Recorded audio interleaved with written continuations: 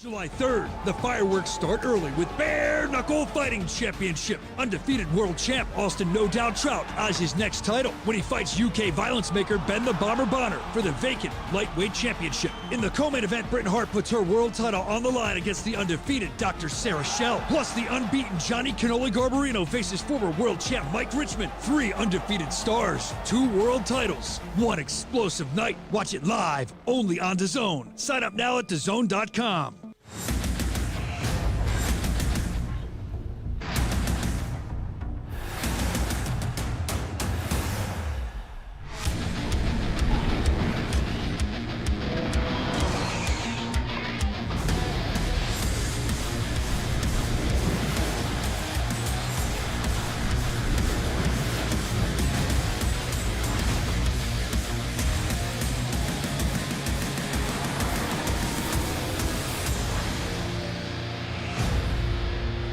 We are all the way live. We are all the way live from Stateside Live today. That was weird to say. We're in Philadelphia. We're in the shadow of where the Liberty Brawl is going to be taking place July 3rd. I'm talking about Xfinity Mobile Arena. It's going to be absolutely amazing. It's right over there. I mean, this is where people come to party before they go there, Stateside Live. We have an open media workout today. The media's trickling in. The fighters are trickling in. Everybody's talking about this, man. I'm very excited to be here with you live. This is going to be an awesome show. We're just going to keep talking to people. If you're new to the show, you're going to get to know some of these people. We'll be revisited by some people. A lot of stuff to get into today. But before we do, as I see all these people in the back, they're excited too. I got to talk a little bit about this major announcement we had. How about that, guys? We're going to be at Fenway Park. Fenway Park. How awesome is that? It's August 29th, the home of the Green Monster. It's going to be Monsters of Combat. It's going to be absolutely amazing. I'm excited to be there, debuting in Boston at Fenway, a legendary place. And what a main event we have here, too. King Kai versus Harry Gigliotti for the world title, man. It's going to be awesome. That's the first one announced. There'll be more coming as well. If you want to see more, BKFC.com. It's all up there for you. I got notes for today's show because I'm not in the studio. Let's see what else I have to hit. So I don't get in trouble. I got to hit everything. All right, this is exciting news. I want to talk about this real quick before we start talking to people. I want to talk about Nashville. What a night in Nashville. What a debut in Tennessee. I mean, first of all, Broadway was buzzing. I noticed that. I walked down Broadway after the show. We did the weigh-in show at Jelly Roll's Goodnight Nashville, and more than one person stopped me. I was wearing the BKFC jacket, and they were excited about it. They were talking about it, and you guys showed out in Nashville, and you were very loud. It was a great time had by all. Some great fights I want to talk about. There's one thing, Evan, back there, I see you. There's one thing I want to remember. I think you should remember, too. You know, we do trivia from time to time. There's BKFC trivia. The first iron weight fight of all time in BKFC, or ever. The first bout in history. Prince McLean versus the Cowboy. Yeah. That's gonna go down history. Via TKO, Prince wins, and I can't hear you, Ev. I'm sorry. You can't hear? Hello? Oh, now I can. There yes. we go. I'm the scrubbing. The bout was stopped, I think it was 12 seconds left in the opening round. So this is a history question because everybody's going to think the Lorenzo fight coming up in Italy is the first one. That's what they're going to remember. But you're going to remember because I just told you that was not the first one. That was the first one in Nashville. It was a fun time watching that fight. Also, Bobby ODB Taylor came back again. I think he had like 6 knockdowns, man. That guy kept getting up, Angel. Hernandez was tough, man. He kept getting up one after another. It was absolutely amazing. Great feature fight. I think it was a stoppage, if I can remember, 58 seconds into the second round. There were celebrities there hanging out in attendance. I mean, I'm not a football guy, but Tennessee Titans, I think he's the cornerback. Micah Robinson was there. Taylor the Killer B. Starling was there. I saw Bunny XO, that's Jelly Roll's, I guess, ex-wife now. It was her first time out. I think TMZ reported on that. It was her first time out without Jelly Roll, like as being a divorcee. Is that what it's called? I don't know. Yeah. I'm not aware of that. I'm so out of the loop on that. I'm just learning who these people are as we got there. But, you know, I'm very sorry to hear that you're sorry. They're no more. Well, I didn't know. She seems like a nice lady. She does. I didn't know a lot of either. I just knew it because we were doing the broadcast from Jelly Roll's bar, so I learned more about him. But he's like the biggest thing in music. Oh, yeah, he's huge. Yeah, he's WWE, he's there, he's everywhere. He's everywhere I watch. I just don't really watch him a lot. I know he's a BKFC fan, so obviously Bunny XO, some of those guys work out at her gym, so she is too. She was there. That was a big deal. Esteban Mohawk Rodriguez jumped on commentary. He was there. Brian Duran was there too, and I don't think we can show it because we're live. But Brian Duran had his eyes on that huge upset to that with Nathan Rivera and Trey Martin. Yeah. And by the way, I'm not a betting man, but if you would have bet on Trey to win, did you see those odds? How much money you would have won? Plus 950 or something. It was insane. Huge underdog. It was insane. So you would have won some money. That's why betting on bare knuckles is always fun. because you never know what you're going to get. It's a good Friday or Saturday night, man. Get in on that betting with Bare Knuckle. That was an amazing fight, but I want to talk about that. That was 6 rounds. There was another piece of history that happened on that card as we debuted. They went to the 6th round.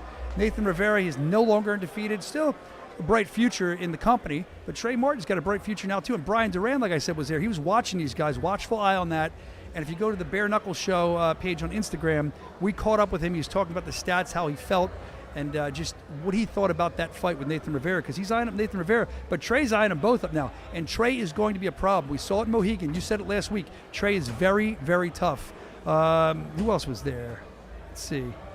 There's a lot of other celebrities hanging out there, but also JC DeLeon, main event, defeated Tony Loco Soto. Soto's corner called a stop to the fight at the conclusion of the 3rd round. DeLeon, I believe, is now 3-1 with us. And look, I didn't know this when I was there live. I don't know if you heard it. I was running around. Tony, apparently, it looks like he may have retired. I don't know if they said that in the broadcast, but I don't believe it. I'll be honest with you. I don't believe Tony Soto's done yet. I just don't think so either. But he did put his wraps in the ring, as the symbolic thing. But maybe the emotions were running high, You were just in a hard fight. Yeah. Your emotions are running high. You've been here forever. It wasn't your favorite performance probably ever. I don't want to speak for Tony, but maybe you expect something different, and you're sitting there, and you know how you are. I've been down on myself in life without being in a fight. Yeah. He really might have thought in his heart it was the time. Yeah. But he's a warrior. Tony's a warrior. So my thing is, I think we'll see Tony again at some point. I don't think Tony would go out like that. I really don't. I don't think that because I think Tony's going to go out with a win if he goes out, and then he'll call it quits. Not making decisions. Selfishly, I don't want Tony Loco Soto to go anywhere. Always involved in some of my favorite fights. JC DeLeon, bright future now with the company. Very bright future. Next up this weekend, we have Hammond, of course, Indiana. Just miles away from Gary, Indiana, where Michael Jackson's house is. He was born. You want to go there and check it out? It's like the nicest house in the neighborhood, and everything else around is just falling down. Oh, yeah. Did you ever see it online? No. People go to visit it and post it on Instagram. It's like they've kept it up very nicely. Is it like in the hood? Bad. And then you walk like one, I think the next house is kind of nice, and then from there it's like a bomb. Destitute. But you got people there like hawking goods, selling water out front and stuff. Yeah. So they keep that nice. That's their moneymaker. Yeah. Might stop by there. I'm excited because if you think about it, we have some good fights with Arnold Adams coming back in the co-main event. I'm always up for an Arnold Adams fight. He's fighting Steve Panda Banks. Steve Panda Banks, he wants to win, but I think Steve just likes fighting. He doesn't care. Yeah. I think Sean Wheelock said it at Knuckle Mania here in Philly that this guy just likes he was like, he got beat, he's bleeding, he's like, the camera. Yeah. And I always say he's the guy that fought in dress shoes years ago, remember? Remember that? Oh, my. I remember seeing that. What is this guy wearing? Dude. But I love watching him fight. He's another guy. Steve Banks, I'm always going to watch. The guy just likes to get into wars. So that'll be fun. And then Cameron Jumpman Van Camp, he's coming back for the main event against Gregoros Cisneros. I can't say names. No. He's new. He's debuting. We'll see what he has. We've got no footage on him. We're going to see what the he matchmakers say he's the one. So he's the one. He's got the call. He's the one to get the next shot at Van That's Camp. what I'm saying. Yeah. I wonder, though, because to kind of shift gears real quick before we bring I'm going to try to get Eddie Alvarez up here in a minute. I don't know who's sourcing me with my guests, but I'm trying. I tried to find that out before the show. We're still waiting here. But I will say, I don't want to jump off Indiana or Nashville, but if you look at Fenway, is Harry going to be the one to take King Kai down? King Kai had a live stream. I was watching it. Uh-huh. He was calling Tony Soto, Tony the phony. He said, get up off your go up there and accept your loss like a man. He said, I want to kick him while he's down, but he needs to do that. Kai was going on everybody. Going on Rivera. He was going on Trey. He didn't like the 6th round. No, he didn't like that. That's not our call. That's commission, right? Yeah, and but now we can announce that Kai's fighting Harry, and Harry looked great, I thought, when we saw Mohegan Sun. Mm-hmm. Is this a fight that Harry's going to come out on top of? King Kai's going to tell you no all day, but let's see what Harry's ready for. Harry showed me some stuff, and I've seen his prior competition too, and I think that it's going to be a fun fight, especially in Fenway. You're not a baseball guy, are you? No, but everybody knows Fenway That's Park. what I'm saying. Yeah, Even you do. That's historic. Yeah. I'm going to jump off the Green Monster. Is Gigliotti undefeated? I'm pretty sure he's undefeated, right? In BKFC, yes. Yes. I can't speak for his whole career. He's I never think lost. Yeah. Former champion elsewhere. So this is a guy coming in. It's another test for Kai Stewart. And King Kai, I can say this, and I'll say it till I drop dead. King Kai has been a guy that everyone has, every time he wins, people are like, he's not going to do it. He's not going to do it. I think people are finally in the last fight or two accepting that he will win, or he's has a better chance than they think he does. They doubted him. He was a bit of an outcast. He called himself the outcast for a minute. Now he's the king. All right, let's see if we can get Eddie up here in a minute. I think Liam's the one bringing him up. This is very unprofessional of me, but where's Liam? I have no guests. I'm going to stand up. Should I stand up and make a scene now? Then I'll embarrass the company. You should get the mic and just say, hey. I have a whole format here that they screwed up. I'm going to get mad now for a minute. Go ahead. I have a whole format here that I spent hours on with an order of people to come up, and then something came out after that, and then I went up before the show, and they're all like, oh, this is the format. And I'm like, this makes no sense. It screws everything up. But I couldn't get, like typical, I couldn't get an answer around here. So let's see. Let's see. Put a text out on the wire. Let's see if we can get a guest up here. I had a whole great run of show. Do you have any talents? Can you tap dance? Can you sing? No, you know what I'm going to do? Watch this. This is what I'm going to do. They're going to get pissed, but I don't care because I'm pissed.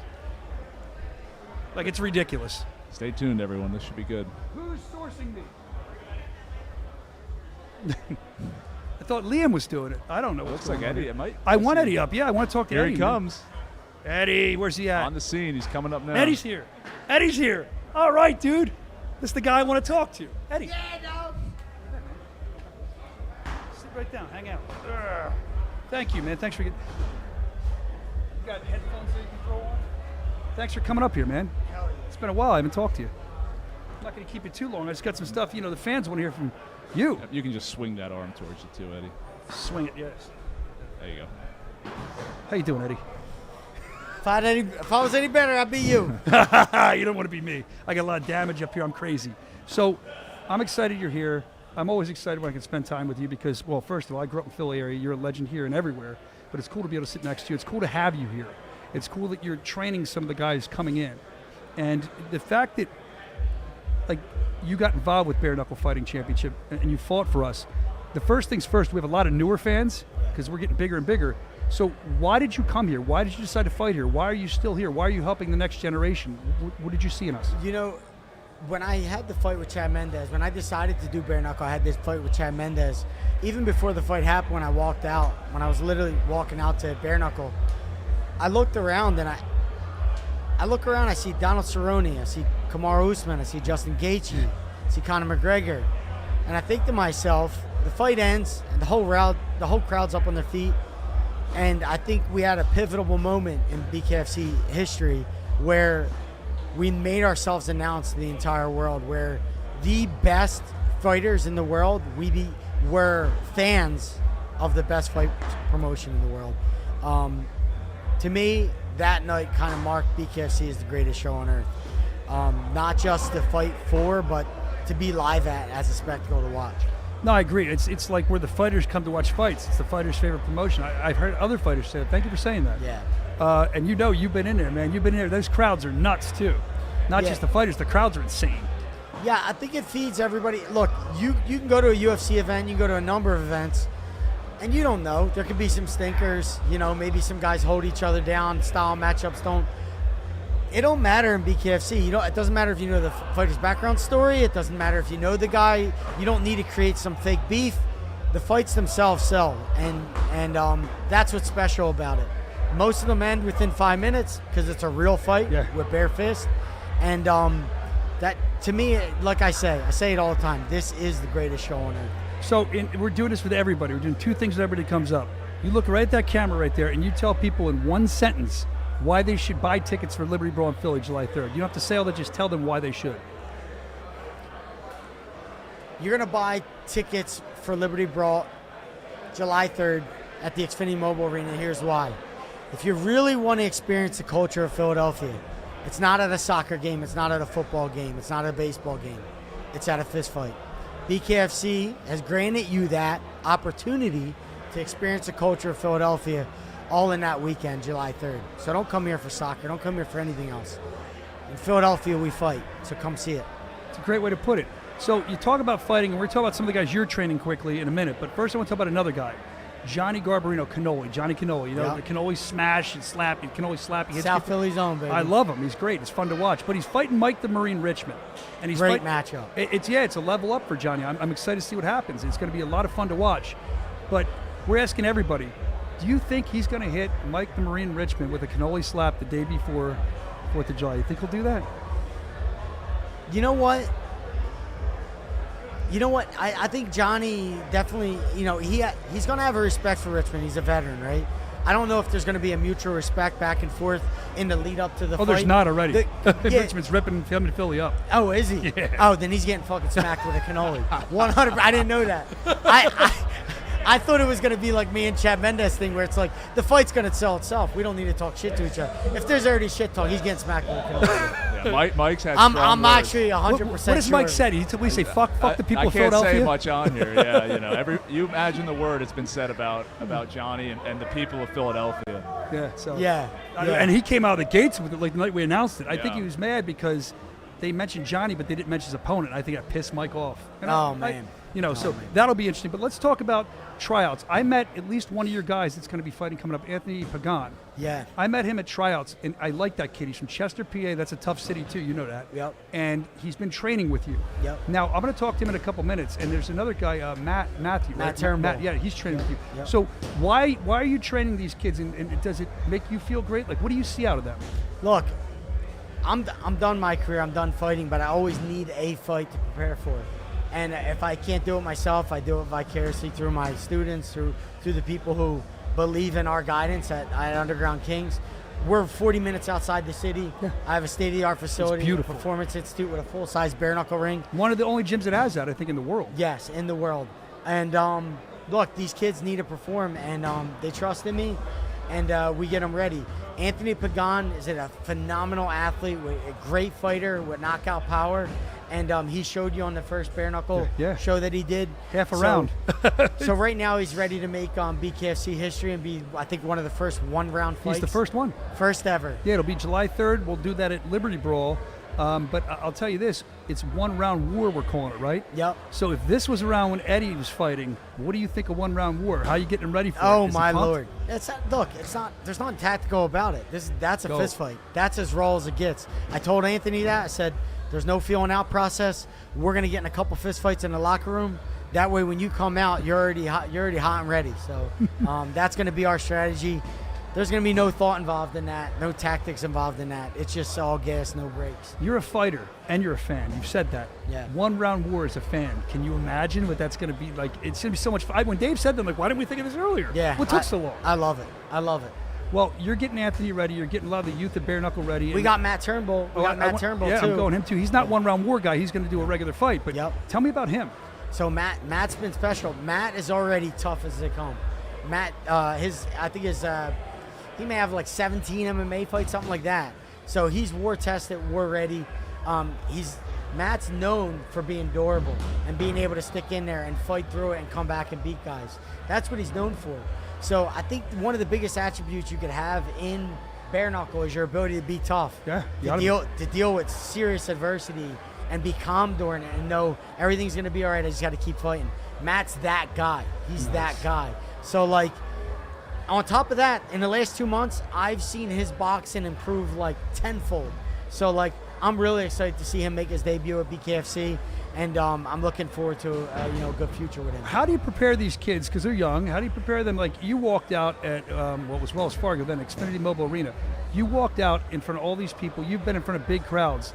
I don't know if that changes anything for you, but when you're a kid, I feel like it could. How do you prepare them mentally to get ready for all that? Is it a fight's a fight kind of thing? Yeah, you have to control the controllables. You know what I mean? And we talk often about that, is that you can't control what the crowd says. You can't control how bright the lights are. You can't control the promotion. The promotion's made to make it bigger than what it's supposed to be. The fighter themselves can't make it bigger than what it's supposed to be. Makes sense. So our job is to go out there and do what we do every single day, twice a day, and that's, go out there and fight violently, stick to the game plan, and then go out and trust your instincts. And I just keep implementing it to these kids and keep telling them in their head, don't make it bigger than what it is. You got me in there, I'm going to find his head for you, and then we're going to execute. There's no one better, especially in this area if you live around here, to be trained by. I'm so proud that you're working with our company. I am, Eddie. And you're not just a great fighter, not a great trainer, but I really mean this from when I met you. You're an excellent human being, and you don't always find that. Thank you. I'm going to get Anthony and Matt up here in a minute, but I'm just really proud that you're with us, man, and I appreciate you, man. Last question. I appreciate no, you, brother. Last question. Yep. Tell me you're bullshitting. You got one more in you. You know I was going to go there. You got one. We want more. One more in Philly. One more bare knuckle fight. Dude, I would love to say yes to you guys. The truth is, like, that's a difficult question for me. You never say never in this sport, right? But I've been so at peace with myself and my family. It's important. And and if I didn't have my wife and kids, I'd die inside of a cage. I know you would. And I'd die with a smile on my face. I know you would. But I have a wife and kids who care about me and love me, and I'm trying to do what's best for us as a family. So you have a wife and kids. Out of respect to them, we'll call it a maybe. Yeah, maybe. Yeah. I understand. Hey, thank you for what you're giving to the sports, all of our combat sports, and our company continue to do. We appreciate you, man. Thank you, brother. Thanks for coming up here. I appreciate it. Hell yeah. Don't forget to take your headset off because people always walk off with it on. I think we're going to try to get Anthony Pagan up here next. I want to talk to him. I had word. I got text from a little birdie that Turnbull got into an altercation in the lobby out here just a few minutes ago. Yeah. So with who? His opponent? I don't know. We didn't hear. Oh, he's up after Pagan, so we'll talk have to him. We'll have to find out. Here comes Pagan now. Hey, there he is. Let me stand up for him. Come here, buddy. Sit down, relax. Interesting nugget. Remind me about that after we get done talking with Anthony, all right? My mind's all over. It's loud here. Here he is. Anthony Pagan, Team Pagan. Absolutely. I know, man. I was just talking to Eddie, who said some very nice words about you, and I can understand them because I met you a while ago now. You were at the first tryouts for BKFC, and I remember you were one of the guys that kept talking to me like, I want this. I'm going to do this. I'm from Chester, PA. And if you don't know, you're not from here, there's Philly, right? And then there's Chester, PA, what, 5 miles from Philly? 10 miles, whatever it is? Right outside the Philly airport. And that's just as gritty as Philly, maybe worse. No, it's pretty gritty, dude. They're competing with each other. At one point, they had curfew because you had to be in by 9 o'clock because people were getting killed. So don't tell me, I'm not, look, my family grew up there years ago. Yeah. So I know. I live right outside of there. So you're a tough guy as it is. You've come up tough, and you told me you were going to make it in BKFC. Now, you've already done that. We've seen you fight once, and we saw you win once. I'm excited to see what you're going to do next. We already talked about it. You're making history, bro. Absolutely. You're going to be on Liberty Brawl. Here, put that mic up to you. Right there, that's good. There you go. There You're going to be on Liberty Brawl. And what are you going to compete in? They already know, but just talk about it. I'm going to be competing in a one-round war. So it's going to be way higher pace than what these guys are used to in bare knuckle. Even with bare knuckle being high intensity, high pace, is it 2 minutes? I think it's just 2 minutes, 1 round. 1 2-minute round. So me and my opponent, and much respect to my opponent, we're going out there to try to take each other's heads off without worrying about getting tired. It's the best thing I could possibly have right now. So Eddie was telling me that he told you there's no feeling out. No. This is a fist fight. Yeah. I know you're not going to tell me if you're intimidated or you're scared, but is there any reverse gear? Like, are you ever thinking, like, why'd I do this? And you got to get yourself out of that mindset, or you're just ready to go? I'm ready to go. If I were to sit here and tell you my story, you'd be like, yeah, I'll be ready to go too. Because I feel like I'm just chosen for this, and God has put me on a path where everything I'm seeing, all the signs that I'm seeing in these fights that they're giving me, I'm able to fight in Wells Fargo, and that was a dream of mine as a kid, fighting in my home stadium. So I feel like I'm chosen for it, and I'm ready for the moment. And how cool is it, though? You're making history. There's only one man to do it first, and you and your opponent, well, 2 men here, that can go first with this. The first one-round war. 20 years from now, they're going to talk about you being in the first one. That's got to feel cool, man, in your hometown. It feels cool, and it feels very, very unique, and I'm excited for it. Again, like you said, we're going to be the only first 2 people to ever have a one-round fight. And I think after this, I'll be the pound-for-pound number one-round fighter in the world. There you go. There you go. Well, you know what's interesting to me? When I was looking, I remember your record. Like I said, you had 1 win with us. That only was 1 round, so you're all prepared for it. Yeah, it was only 50 seconds, so it's we're already half a round. Yeah, it's half a round. They're giving me double than what I needed the first go around. So I'm excited, and there's no doubt for this fight. What do you think, other than this, there's no filling out process? You're training with the great Eddie Alvarez at his gym. Not everyone gets to do that. I know you're aware. We've talked about that off the air. Absolutely. What do you feel is the best, and it doesn't have to be like, the best piece of advice he gave you? It doesn't have to be like, well, go out there and fight hard. But is there something that you've learned from Eddie or that Eddie has taught you that you think has made a difference in your fighting career? He's told me a lot. I'll tell you what he told me a couple days ago when we were talking about it, and I drove up here and I looked at the stadium by myself, and then I sent him a text, and he told me gratitude is powerful. Never let go of that, because gratitude can help you focus and help you zone in on the moment. And I'm always grateful for these opportunities that bare knuckle has given me. I just got done talking to him, and I was saying to him when I let him go, I said, dude, I'm proud you're part of our organization. You're a good dude. You're a good fighter, everything. I said, you're a good family man, and that's something he would say, gratitude. You're right. Yeah, absolutely. You're right. And I feel that even before he told you that, you were always very gracious. You had gratitude every time I saw you, and that's what I like about you. Now I'm excited you're going to make history. Now, this one-round war is a preview of, I think, in August, Fight Club. That's going to be part of Fight Club, the one-round war. Absolutely. Maybe we'll see you in Fight Club, too. Who knows? Maybe I'll be taking that over, too. Who knows? Let's see what else we have here for Anthony. I wrote some stuff down for you. So you're expecting, like you said, no reverse gear. You're just going to go in the fight. But other than that, how are you expecting to come out of this fight? What are you thinking? Like, it's going to be a war. That's the thing. You don't think. This fight, you're not supposed to think. Yeah, you're not. Eddie told me this also beginning of camp. He's like, for this fight, I don't want you to think. There's no time to think. There's 2 minutes. And as soon as that bell rings, my opponent's going to try to take my head off, and it's just barbaric, primal, fight for my life kind of thing. I don't think there's anybody else, even just for bare knuckle, in the area you could have a better trainer. But I'd say for one-round war, I don't think there's anybody better in the world because this guy had so many underground fights before, so you're with the right guy. It works perfectly. Listen, Anthony, we got a lot of people to get to. I at least want to talk to you and congratulate you for getting on Liberty Brawl, making history with the one-round war. We can't wait to see what you're going to do, man. You. I'm excited. Thanks for always supporting the show, too. You've always done that. I'm always from day showing one. love. I always got you guys. From day one. Don't forget to take those off, man. If you see Matt, your partner, Matt, he's up next. I'm going to talk to Matt.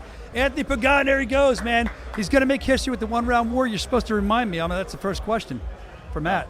What? The one-round war he just had in the freaking lobby? He had a 30-second war in the lobby, from what I understand. I didn't see what's going on back here yet. I don't mean to turn my back. Yeah, take a look. This is Ludlow great. was in the ring during Eddie's interview there.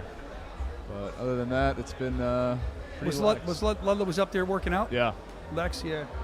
He calls himself the most hated man on combat sports, but he kind of intimidates me a little bit. Yeah. But he seems nice enough when you talk to him. I don't know what he is. We'll talk to him. You're not a fighter. I think the fighters. I shouldn't think about anything. I should just fight them, right? Yeah. Next guy comes up, he's going to pop in the mouth. There he is. Oh, no, it's Kaiser. I'll hit him. Yo, what's up, Matt? Oh, it's- Come on. Sit right down here. Throw his headphones on. Actually, make the time, dude. Of course. I really appreciate it. What are you doing? Putting his jewelry on? What is this? What do you got? My whoop. Oh, okay. Traction workouts and shit. There you go. I would wear that because it would make if I put it on tight, it would make my bicep look bigger. That's why I wear it. We're different people, That's though. the real reason. Yo, all I want to say, Matt, we got him up here now. Let's see. I got some notes for you. Matt Turnbull, I want to say that Eddie Alvarez was up here. Yeah. He spoke very highly of you, just like he did Anthony. Oh, hell yeah. Yeah, he was saying that how you've been in MMA, you've done a lot of stuff, and he's excited to see what you're going to do here. I'm excited to see what you're going to do here.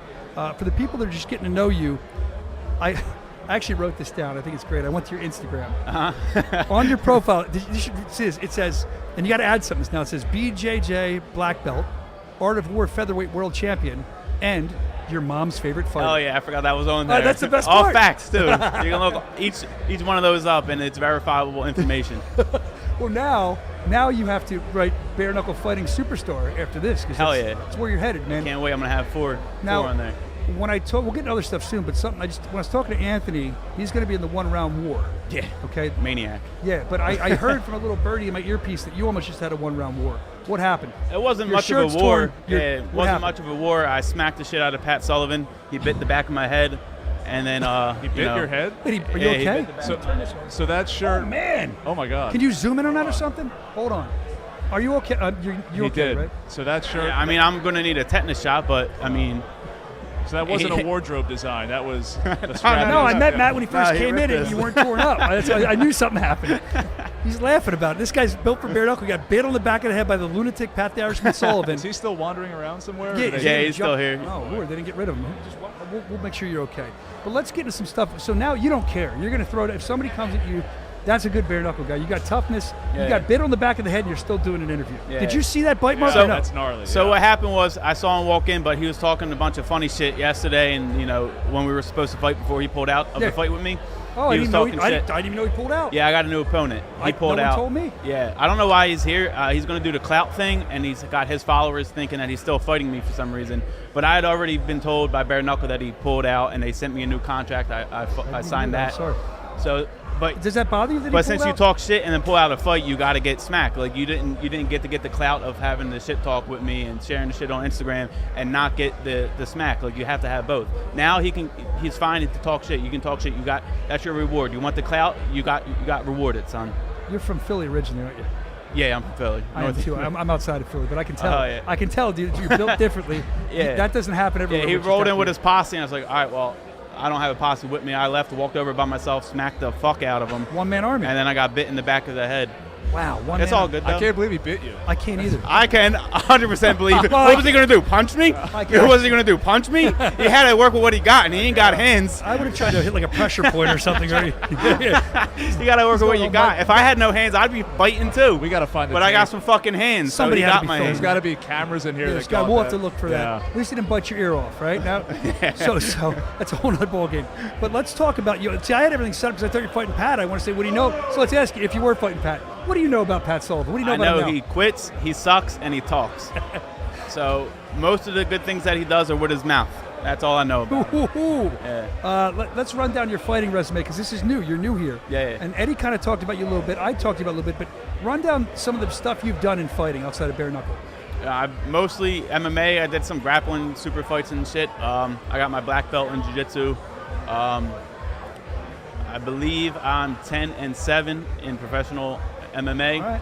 And got the Art of War championship and defended it 3 or 4 times. And now I'm in the bare knuckle ring. So Why are you here? What's your goal? I just like to fight, man. That's a great reason to be a bare And knuckle. I like to fight in front of people, so I get to do it at the Xfinity Mobile Arena. fight a lot Sign of me to people. fuck up. A lot of people July 3rd. Yeah. BKFC.com. Do me a favor.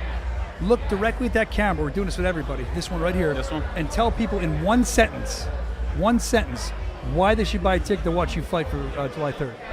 You should buy a ticket to watch me fight on July 3rd because I'm the baddest white boy alive. Come ask about me.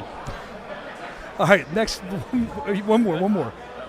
Don't go yet. That was a mic drop. Damn, that Who was a mic else? drop. I gotta pick it back Who up. else is going to get bit in the head? Yeah, it's right. 5 minutes ago and come still do the podcast? And I would act- have went to the and- hospital. The baddest No, white listen, boy alive. Yeah. If I didn't ask him, he wouldn't have said a word. Yeah. He's like nothing happened. He's the same guy I met when he got here. Man, you're a psycho. I mean that nicely. But Johnny Cannoli, he's a big Philly guy. Yeah, he's the Johnny man. Garbarino. Do you think we're asking everybody this. I want to know what you think. Do you think he's going to hit the cannoli slap on Mike Richmond July 3rd? Mike the Marine Richmond. You think he's still going to hit a cannoli slap July 2nd or 3rd? Or he's going to let him slide? He's gonna smack him with a cannoli on the 2nd at weigh-ins, Think? and then he's gonna smack the shit out of him in front of thousands of fans on July 3rd in the ring. Well, there you go. Got two predictions from you. Easy work. We're excited to see what you do, Matt Turnbull. Thank you very much for Yep, being here, I man. appreciate Thanks you for guys. taking the time Yep. after your head biting. Thanks for having me. I Lord in appreciate heaven. Thanks, man. I miss all the chaos. Yeah, that's good. I'm excited to see you debut for us, man. Really, I'm thank you. Sorry I'm not standing up. I normally would. Thank you for coming by. Wow. Look at that head. He's It's bleeding still, out it's his head. still dripping blood. His scalp has marks in it, dude. Wow. I don't even know what to say. That's, Hey, man, I'm this a little is speechless. At this is that. the bare knuckle fighting Yeah. champ. Did you know that fight fell off? I didn't even know. No, I didn't Nobody know. told me. Well, now that's breaking news here. There's so many fights going on at once in this company. Everything's every week. happening. Yeah. I know.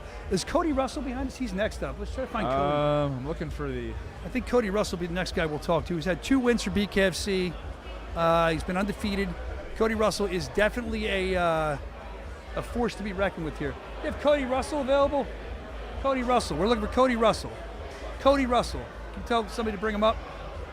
I just texted To our producer, our liaison, Yep. whoever that may be today. I think it's. Well, Cody's exciting because Cody's a Philly guy. Pushing me. Cody's going to fight. I'm going to bite his head if he does that again. I should try to bite everybody's head that comes on here. Go ahead, Evan. I honestly want. Yeah, you had something. You're Rub used with that to. comment. Usually they smack you when you do. I kind of want to talk to Pat. So Sullivan. do I, but I want don't to know get where his he side is. of the story. I don't know where he is. If I As we- see him, I'll call him up. I'll say this: 2 in a row for Cody. Cody's undefeated here. Cody has some mental health issues. He's not afraid to talk about them. So I kind of want to get in Cody's mind, see where he's headed here, going into the 3rd fight of his career in BKFC. And I think there's some definitely stuff. We got Cody Russell lined up for you. Who else is coming on today? If we can get him against an open workout, so it's very chaotic. Ludlow. We got Lex coming up later. We got Zed. We got Zed Montanez coming up at some point. We got Johnny Cannoli I hopefully see coming up Cody. later. Cody Russell's behind you. Let's bring him up then. Tell him to come up. I think Brandon's shooting. He's doing something with Brandon right now. Tell Brandon to stop. You're closer. You're his boss. I am. He's got headphones. Hold on for a second. This is an open workout. I'm going to turn around. I'm going to see what's going on. There he is. Brandon, do that next. Brandon, do that after. I love these. Bring him up and we'll do that after. Cool? We don't have to do that right now. You know what I know what he's shooting. That doesn't have to happen right now. Yep. Dude, Brandon's like this. See that? When he's not on the show, he still ruins the show. Yep. Even by not being on the show, he's over there pulling the neck. He has a format. Yep. He knows he's up next, and he thought he could sneak in his thing. What a scumbag. So he can get out of here sooner. I think, honestly, that, yeah, you're right, so we can get out of here sooner. Yep. I think he did that on purpose. I think that he can't do anything to Look, us he's on the still show. talking to him right now. And he Look at knows him. I'm yelling at him. Yeah. Oh, man, this He's guy. directing. He's doing another take. Is he really? What time is it, dude? It is the time now, 5:37 Eastern. Wow. Live from Stateside. That's where we are, Stateside Live. Live from Stateside Live. Live from Stateside Live. We should be drinking A on beautifully redesigned Where's my former vodka? Xfinity Live. I would love to be drinking right now. I got my vodka. There you go. Out of my sissy stick. Yeah, why using a straw? Because I don't know, it's there and it's easy. You know what they say. Sissy stick. No, you suck a straw, you'll suck anything. Is that what they say? I always get rid of my straw. I always heard you get drunk As a quickly man, to a straw. you should always throw your straw away. I usually do, but when I'm on film, I'll dump it on myself. I know it. All right, so a lot of great people coming up. Liberty Brawl is going to be great. BKFC.com. You can get your tickets there. Cody Russell will be up next. As I was saying before, he's 2-0 right now. See if he can go 3-0. I'm excited to see, because I'm going to ask him about this. He hasn't been past round 3 yet in his 2 fights. Oh! Come here, brother. How are you? Good to see you. Good to see you too. Please sit down. Relax. Dressed to the nines. Look at him. Got a collared shirt on. How you doing, Cody? Get your headphones on. Don't mess that hair up. It looks good. It's perfect. You're perfectly coiffed. Boom. The beard looks on point today. I appreciate you. got Here's it. this as well. Here we go. There we go. All right, here he is, Cody Russell. So we were talking about you before you came up. We're excited you're fighting again. I remember meeting you before your first fight. You're wearing a Phillies jacket. Yes, sir. I like that. You do look nicer today, but you Thank still you. love the Phillies. That's a good thing. Yes, sir. You're a Philly guy through and through. You've been here twice for bare knuckle. Both times you've had wins. But what I've noticed is that both of those times, neither one of your fights went past the third round. So the question a lot of fans are asking is, if it does go past the third round, are you going to be able to handle that, going to deeper waters than that? Yeah, absolutely. I mean, we train for every circumstance. We train for a full fight. I think I just know and I believe in my hands. If I touch it, you're going to go down. I've seen it. In 2 fights, I've had 7 knockdowns in those fights. So it's not like I just knocked them down or caught them. In both fights, I had multiple knockdowns in each fight. Yeah, I've watched you. That's why I was excited to get you up here, dude. You got Brutal Jake Boswick, though. Brutal Jake Boswick, I've known him for many years, too. He's going to be a test. And I had him on 2 weeks ago. He's in Florida, for 3, whenever it was. He was in Florida, and he popped on real quick. A lot of respect for you. A lot of respect for you, which I think you should. I've seen Mutual. what you do. Yeah, I knew you would be. You're not a guy that's going to come here and say you're going to beat somebody's No. ass. But what's your read on Jake Boswick? You're fighting him. I think he's the toughest guy, toughest opponent in the division. And that's why I asked for him. I like. You asked for him? I did. Wow. After his last fight, I reached out to Feldman and said, hey, can we make this fight happen? And I think that's what it's all about. It's not about the animosity, the fake drama that some fighters bring. It's about fighting the best, wanting to beat the best, and believing that you are the best. I mean, we've seen you be your best all the time here. We're looking forward to the next one. Brutal Jake Boswick, your toughest test to date in bare knuckle fighting Absolutely. championship. But another thing that I really want to spotlight, it's important to me too, and it has to do with fighting. I've noticed that every time you've gone out there, you're behind a certain cause, mental health awareness. I know it's Mental Health Awareness Month, June. I support it. I think there's a stigma to men, mostly men, maybe women too. They don't want to talk about their mental health. They don't want to talk about their feelings. You seem to not be afraid to do that. No. Where does that come from? Why is it? Have you had mental health issues? I have. I think a lot of it has to do with identity and trying to find out who you are. That's the big question, why or who you really are. And for growing up, I identify myself as a football player, and then when that no longer was my reason, I went into some dark times, because then you lose your whole purpose. You almost lose who you are because, correct me if I'm wrong, I was very into pro wrestling. That's what I used to do. And when that went away from me, it took me a minute to figure out, I'm more than pro wrestling. That's how I identified everything I did. Radio, too. I did radio. You almost defines you. You don't even realize it. And then when it's gone, you're like, who am I? Is that kind of what you experienced? Absolutely. And Wow. then it took a little bit, and then when you hit a very low point, you have no point to kind of surrender. And I think real growth comes in surrendering. And that's where a lot of this comes from. It's okay. That stigma is about not surrendering. It's ironic because we don't surrender in there. So it's a fine balance between surrendering to what is like allowed and what's okay, and knowing not to give up. So it's surrender as far as almost like the serenity prayer. Whatever I can control, I'm going to control. Whatever will be, will be. Yeah. So whatever you can control, you fight every minute of your capability, every part of your spirit, every part of you. You fight for that. And then whatever you can't control, everyone goes through those bits. And you just gotta know, if you keep pushing, if you don't quit in that moment, then there will be a light at the end of that tunnel. I feel like for people, that sounds so easy, but it's harder than people realize, especially when you're dealing with all the stuff going, the noise in your head. But that's great advice, man. It's a lonely road when you're in that place. I know, and you can't get out of it, right? No. And everyone's like, oh, just get up and go see the sunshine. And I Doesn't think work. that 90s mentality of how we were brought up of just like toughing it out or that, I think we're starting to break through that, where that stigma isn't as strong as it used to be. But we want to keep lowering that. You see a lot of fighters. You see Patty, a big advocate. You see Dustin Poirier. Even he said, like, when he doesn't have a goal at hand, he self-destructs. A lot of people go through that every day. Well, I know you've gone through it. You're a voice for people that some don't understand what they're going through. They might watch you fight and be like, wait, that's what I'm dealing with. Yeah. It's very powerful. Would you say that some of the noises going on, you've learned to surrender stuff, but do you feel that getting in there and fighting bare knuckle, that's kind of almost therapeutic for you? Some people say that. Is that? Absolutely. Fighting for me is a safe haven. As crazy as it is, like to the outside viewers, they look at this sport and they say, wow, that is insane. And it is insane. But somewhere in that fire, I become calm. It's Cody Chaos for a reason, and it's not because I run my mouth. It's because in there I feel at home. In that chaotic environment, I am at home. I know you don't want to talk about this, but it's happened before in your career and you're in fighting. So I won't say July 3rd, but let's say that in your future, you may be handed a loss. Is that a hard thing for you to mentally accept, or as a fighter, you're good with that? Is that hard for you? Will you go into a dark spot if that happens, or you just don't know? No, I've lost in fighting. I've lost in life. I've lost everywhere. It's the same. Fighting is no different than losing in life.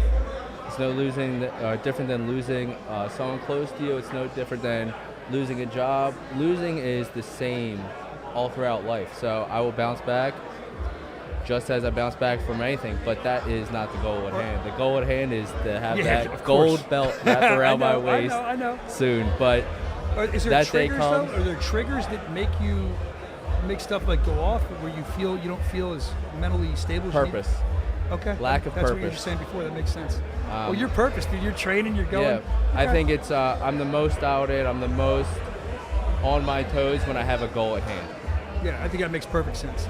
Well, your goal at hand July 3rd is destruction. It is. Feudal Jake Boswick. It is. I know the people of Philadelphia are excited. We have a couple questions we're asking everybody. Yeah. So I want you to look directly at that camera, that Okay. one right there. Gotcha. And I want you to tell people in one sentence why they should buy a ticket to come watch you fight at Liberty Brawl.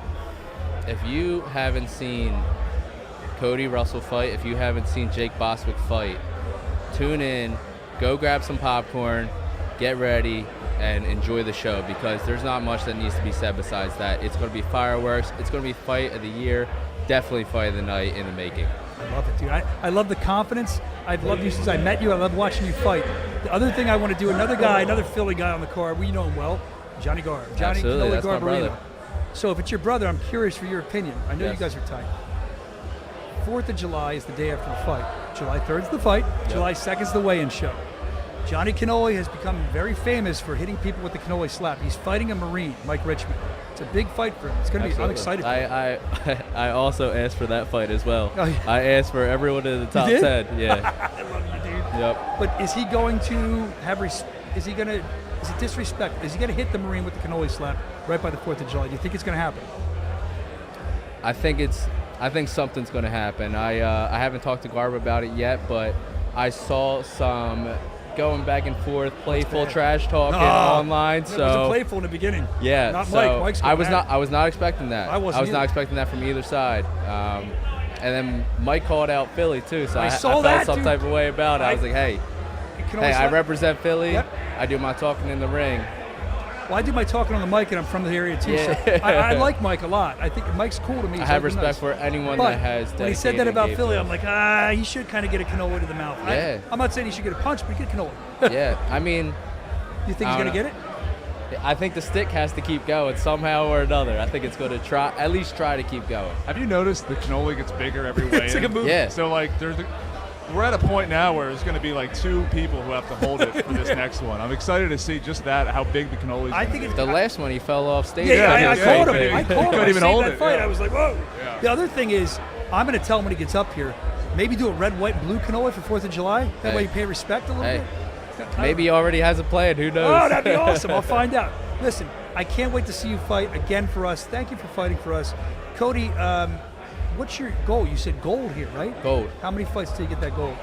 I mean, I said it in this interview, I believe, and I said it in the past interview. I think my opponent next Friday is the toughest opponent in the division. Yeah. And I'm looking forward to doing what I do and displaying the capabilities that I'm able to. We're excited to watch you do that, man. Thank We're you. very excited to watch you do it yet again. Yeah, so I don't think after that fight there's not too many other names. It's either that list gets real short after Boswick. Got you Gets punched. real short. That's why I wanted. That's why I wanted Richmond. You know, I'm calling out these people. Last time they wanted to fight someone else, I asked for Aiken. Aiken fought for 5 rounds for the belt, lost the decision. Yep. I got him out of there pretty easily. Then I didn't know Sanchez was going to retire. I asked for Sanchez after his fight. He retired. Then I asked for Richmond. Richmond went with Garb. So You're not Boswick's asking up for next. anybody easy. Some people, it's fighting. Someone they want cans. I love that I love you. You don't get anywhere fighting cans. No, you don't. You just you feed your ego. Yeah. So we can't wait to see you against Brutal Jake Boswick July 3rd, hometown, Xfinity Mobile Arena, BKFC.com for tickets. Cody, thanks for taking the time. Thank man. you. And before you go, I think I should share this too, and maybe you can share something else too, but just because I want to promote mental health awareness as well, I wrote this down. Call or text 988 to reach free confidential emotional support for mental health struggles and distress. You can also chat online at 988 Lifeline. So 988, text that from your phone, call that, and you get free mental help. Is there anything else you can... Everyone, awareness saves lives. You don't know what the person to your left or right is going through. They can always be struggling regardless of the smile on their face. Awareness saves lives. Make everyone feel at home. Thanks for saying that, man. I hope I made you feel at home today. I think You you're did. a good dude. You did. BKFC always does. Normally I would stand up, but I can't get up. Thank you for coming up here. Cody Russell, that's going to be fun, man. Again, from the first time I met this guy to now, I watched him grow. I knew he was going to be amazing. And I think we have some more people. I don't know. Montanez coming up next. Zed's up? All right, let me get Zed. I got some questions for Zed. I'm excited to talk. There he is. What's up, Zed? You got the mitts on. Yeah, I got my gloves on. Sit down, relax for a minute. I don't want you hitting me up here. I don't want to fight with you up here. Put those on. Can you do it with the gloves? You mean to do it? We can just watch this. It'll be fun. I'm good. Yo, man, you sure you don't need help? This is like oven mitts. He's putting. Oh, yeah, maybe I do need some help. Them shit is Get twisted. shit in my hand here. Hold on. I got it. My man, Ready? thank you, brother. Yep. It's my honor. Is that okay? Yep. Beautiful. Appreciate you, bro. That's Ron from Savage Combat Sports. He's in a fight. Here, put this mic up close to you. The Yes, people sir. want to hear from Zed. Hey, Zed, can I call you Zed? You call me Zed. That's I know fine. what's it, Zedekiah? Zedekiah. That's yes, like sir. a serious name, dude. People Yeah. don't know how to spell that on birthday invites when you're a kid and stuff. What do you do? Yeah, Were it you got always slaughtered Zed? a lot. What have you always been called? Zedekiah. I'm not Zed. It is my nickname. So. All right, but I got Zed. Zed's No, good. that's All right. perfect, bro. All right, so Zed, I have so many interviews today. I'm writing some stuff down because I don't want to miss stuff. I was excited to talk to you. I've been watching you fight, man. When I see your name on the card, I get really excited. appreciate So that. coming up here, Brandon Meyer. This is interesting. Let's talk about Brandon Meyer and your history with him. Yes, sir. You had him in the first fight, and then you had him in the second fight. So tell me if I'm wrong. I think it speaks to you as a person, much like what Cody just said. You had him in the first fight. I think it was the second round, and I think it was a knockout, right? Yes, sir. Not a great way to make your debut for BKFC. I'm sure it didn't sit well with you in front of all those people. First of all, what did you feel after that fight? What was your thought? I mean, after the fight, I was just in my head. I'm like, damn, like, did he really time that punch? You know what I mean? I know, kind of caught me off guard, and it was more about what did I do wrong, and it just sat with me wrong like for a good week, and then after that, bro, I just started like training. I got a boxing fight I went against a southpaw too because I know he's a switcher, and I just knew what I did wrong, and I wanted to just. I knew that I could right my wrong, and I knew I could make, I knew I could adapt, and just like in life, bro, everything life threw at me, I adapted and got better. And so it ate you up a little bit. You made yourself get better because you didn't want that first loss, especially by knockout, second round in your hometown. But then you come back a year later at the next Knucklemania, and I heard, is this true? You asked for him again. Yes, sir. You wanted, that's awesome. You want to prove to the company, to you, to everybody that shouldn't have gone that way. And then if I can remember, because I don't have my notes, there's a lot goes on up here. Oh, not much goes on, but with fighting a lot goes on. I think that you knocked him out in the second round. Second round. Yeah. Was that your goal, or Nah, man. I just knew that in this game it's kind of crazy because you could be stylistically better, but it takes one punch, one mistake, and I just knew that I was a better overall fighter, and I just knew that I could adapt, and I just wanted to kind of beat him up. I didn't really want it to look for the knockout. It just came, and little by little he started breaking down, and I felt it, which each punch that connected, and it just came. So what did that, you go from feeling down in the dumps, you train your ass off, and you go back 1 year later exactly in the same building and you win. I know it felt great, but what was your thought? What did that feel like? Were you happy, or were you like, okay, I achieved my goal, let's move on? Was it like a celebration? I don't really like to celebrate a lot of my, the success, because you got to do it again. You know what I'm saying? No matter what. So I was happy at the moment because, I got to prove to myself and just my family and I got kids, bro. So, I wanted to show them that my son told me after the fight he never wanted to see me do that again. And I'm like, that's got to be hard to hear, though. You know what I'm saying? Yeah, it's true. But then again, things are not going to go right in his career with things that he likes. And that doesn't mean you quit. Exactly. You know what I mean? So, I'm kind of glad that I wrote that wrong and I got to prove that to them. What did he say to you as you're heading to the second fight? Was he upset that you took it? Nah, he wasn't upset. He was like, he was worrisome, just like, my family. How old is he? My son is 12. Oh, so he's processing differently than you were. Yeah, right. And then when you won, what was his message to you? He was happy. He was happy, and just to get to see that joy, I'm glad I got to show him that. It doesn't mean you stop. You keep on going, especially if you love something. Can't quit, and you do love this, and it's clear as day that you love this. I'm excited July 3rd to see you. We've been doing this all day with people, Zed. Yes, I want you to look directly at this camera right here, and I want you to. Which one? This one right here, the closest to me. And I want you to talk about in one sentence why people should buy a ticket to watch you fight at Liberty Brawl. Why people should watch me fight? I just believe I bring authenticity, you know what I mean? I kind of don't have to really try to make a show, I'm myself, but when I come to fight, I'm going to give it all. Win, lose, draw, I'm going to rumble, bro, and it's in my blood, so yeah, bro. I've watched you come up to Philly. When you say you're going to rumble, that's an understatement. It's going to be awesome. If you've never seen Zed, he's worth the price of the show alone. Come see him, BKFC.com, get your tickets or watch it. Worldwide on DAZN at DAZN.com. You're worth the price of admission, but it's going to be a great night of fights. The other thing we're asking everybody from the Philly area, Johnny Garb, right? Yes, sir. Johnny Cannoli Garbarino. Yes, sir. So he has a history. He's very famous now for hitting people with the cannoli slap. Right. He's fighting Mike the Marine Richmond, the biggest test to date for him. Seems like some disrespect going back and forth between those two. It seems like Mike might have started that. I saw it on Instagram. Johnny doesn't take well to disrespect. Nobody does. Yes, sir. Do you think he gives him a pardon right before 4th of July with the cannoli slap, or you think the Marine's going to get it? I have no idea. I really don't have no idea. But what you think? Know what I mean? Gun to head. Maybe he'll pull it off and hit him. He'll probably hit him with it. But maybe the other dude is aware of it. You know what I mean? Never know. I don't know, man. I'm nervous. I got to see what happens. The cannoli slap makes me nervous. I was going to see how he's going to pull it off. We'll see what happens. What doesn't make me nervous is you on a card, because I know it's going to be great. I love telling your story. It's funny you said about your kid.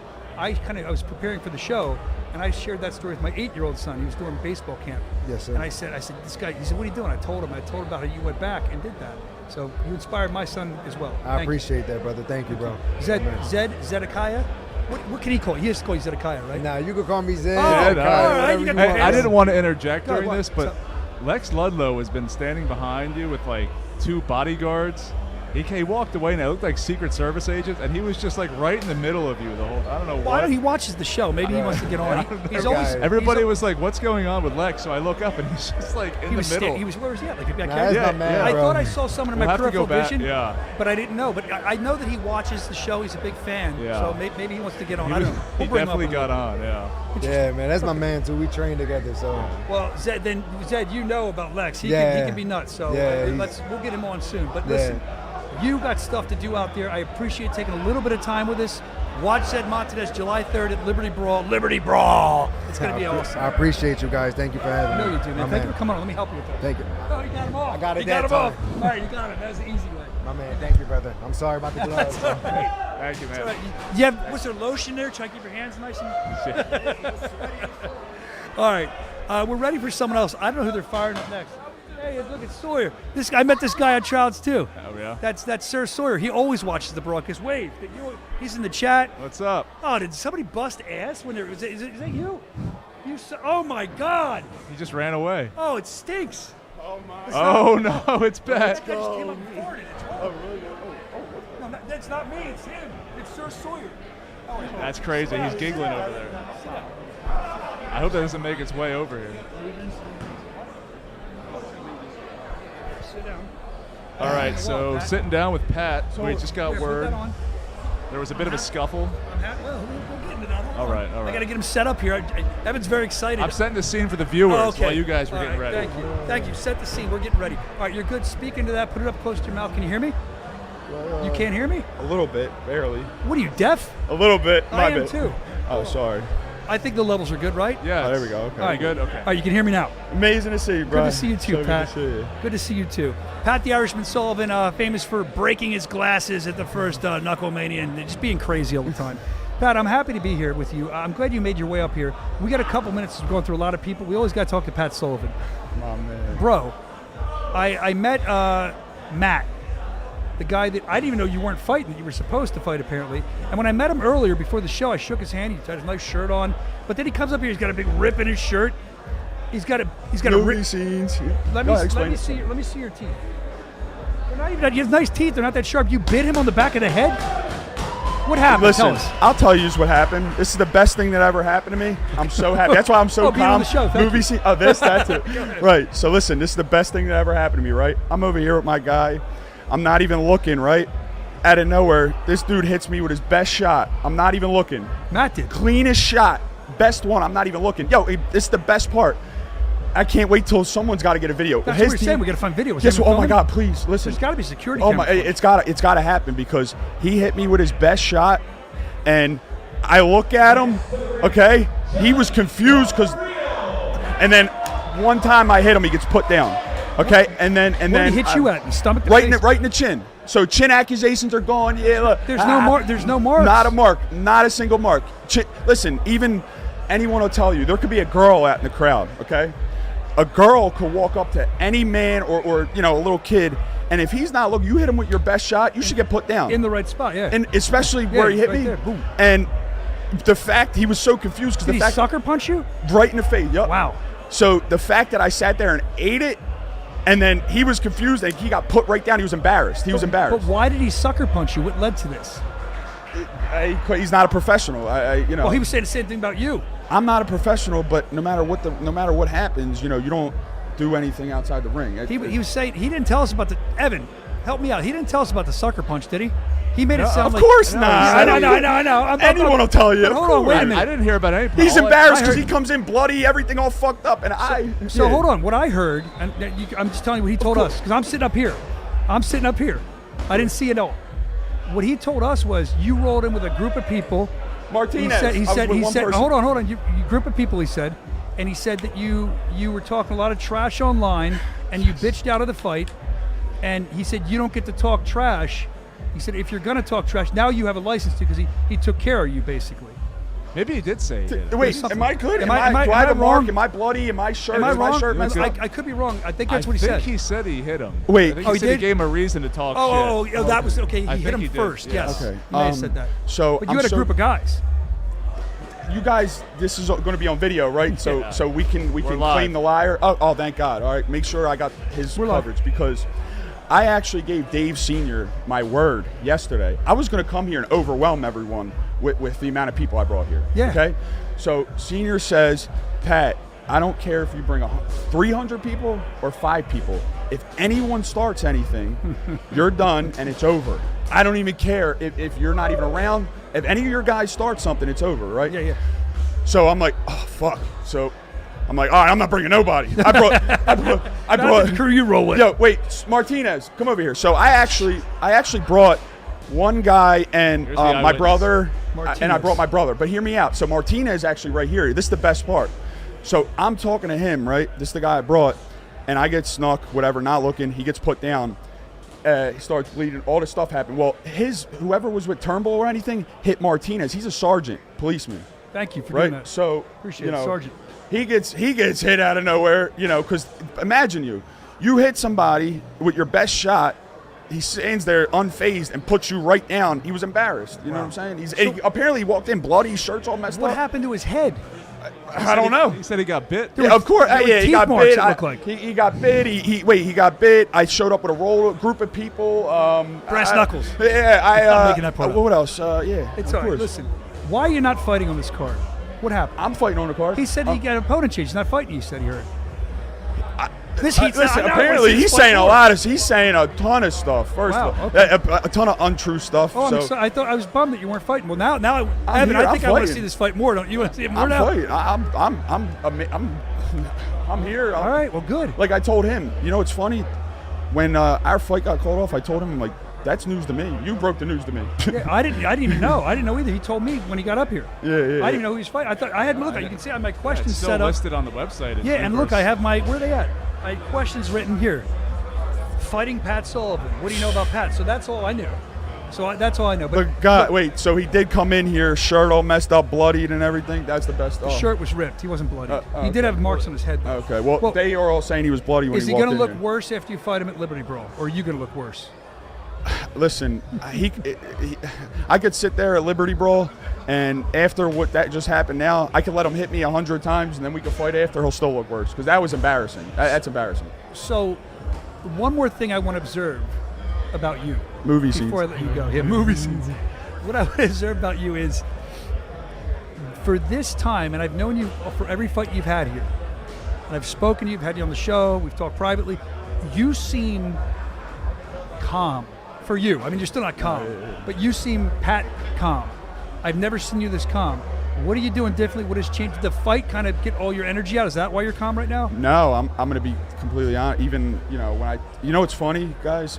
So Nate, I don't know, he might have called me a month or two ago, and we were just talking, and I don't know, and out of nowhere, he's like, yo, whatever the fuck you're doing, keep doing. He was like, you seem like a What are you doing? I was just Meditating?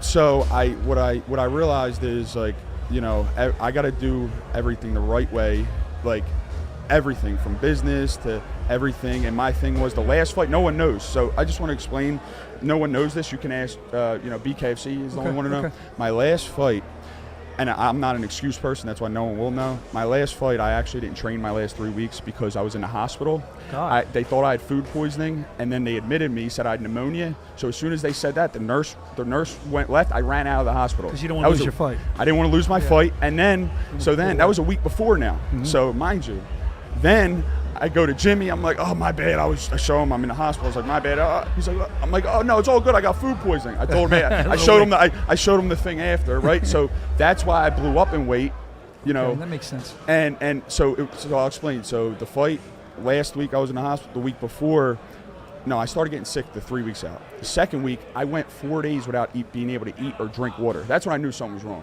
Like, wow. I was so hungry. Like, I wasn't hungry at all. I'm trying to, I literally tried to get a bowl of cereal. I tried putting it in my mouth. It wouldn't go down. I had pneumonia and I didn't want to eat either. I lost a ton of weight.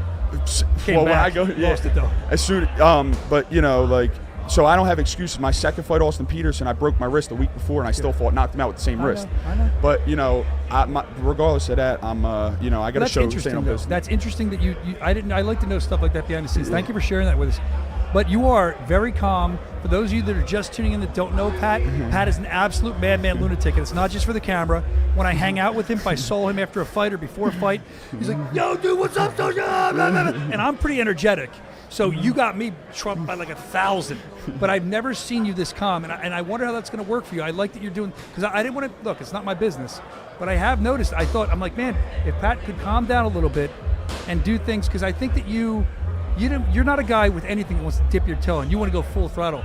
You're coming to bare knuckle. I think you learned you got to dip in first and then go full throttle. So that also helped me a lot was, so me and Felony, right? I just explained why I'm calm. Like, even when I spar, train, and everything, me and Felony, we were cool. Actually, after our press conference, we ended up to the elevator together. I sent him to the best sushi place in Jersey, right? All this stuff. Well, so we were so cool that right before the fight, when Senior's talking to everybody and everything, we were talking. We went out together talking. He actually got under my skin, changed totally up, okay? Yeah.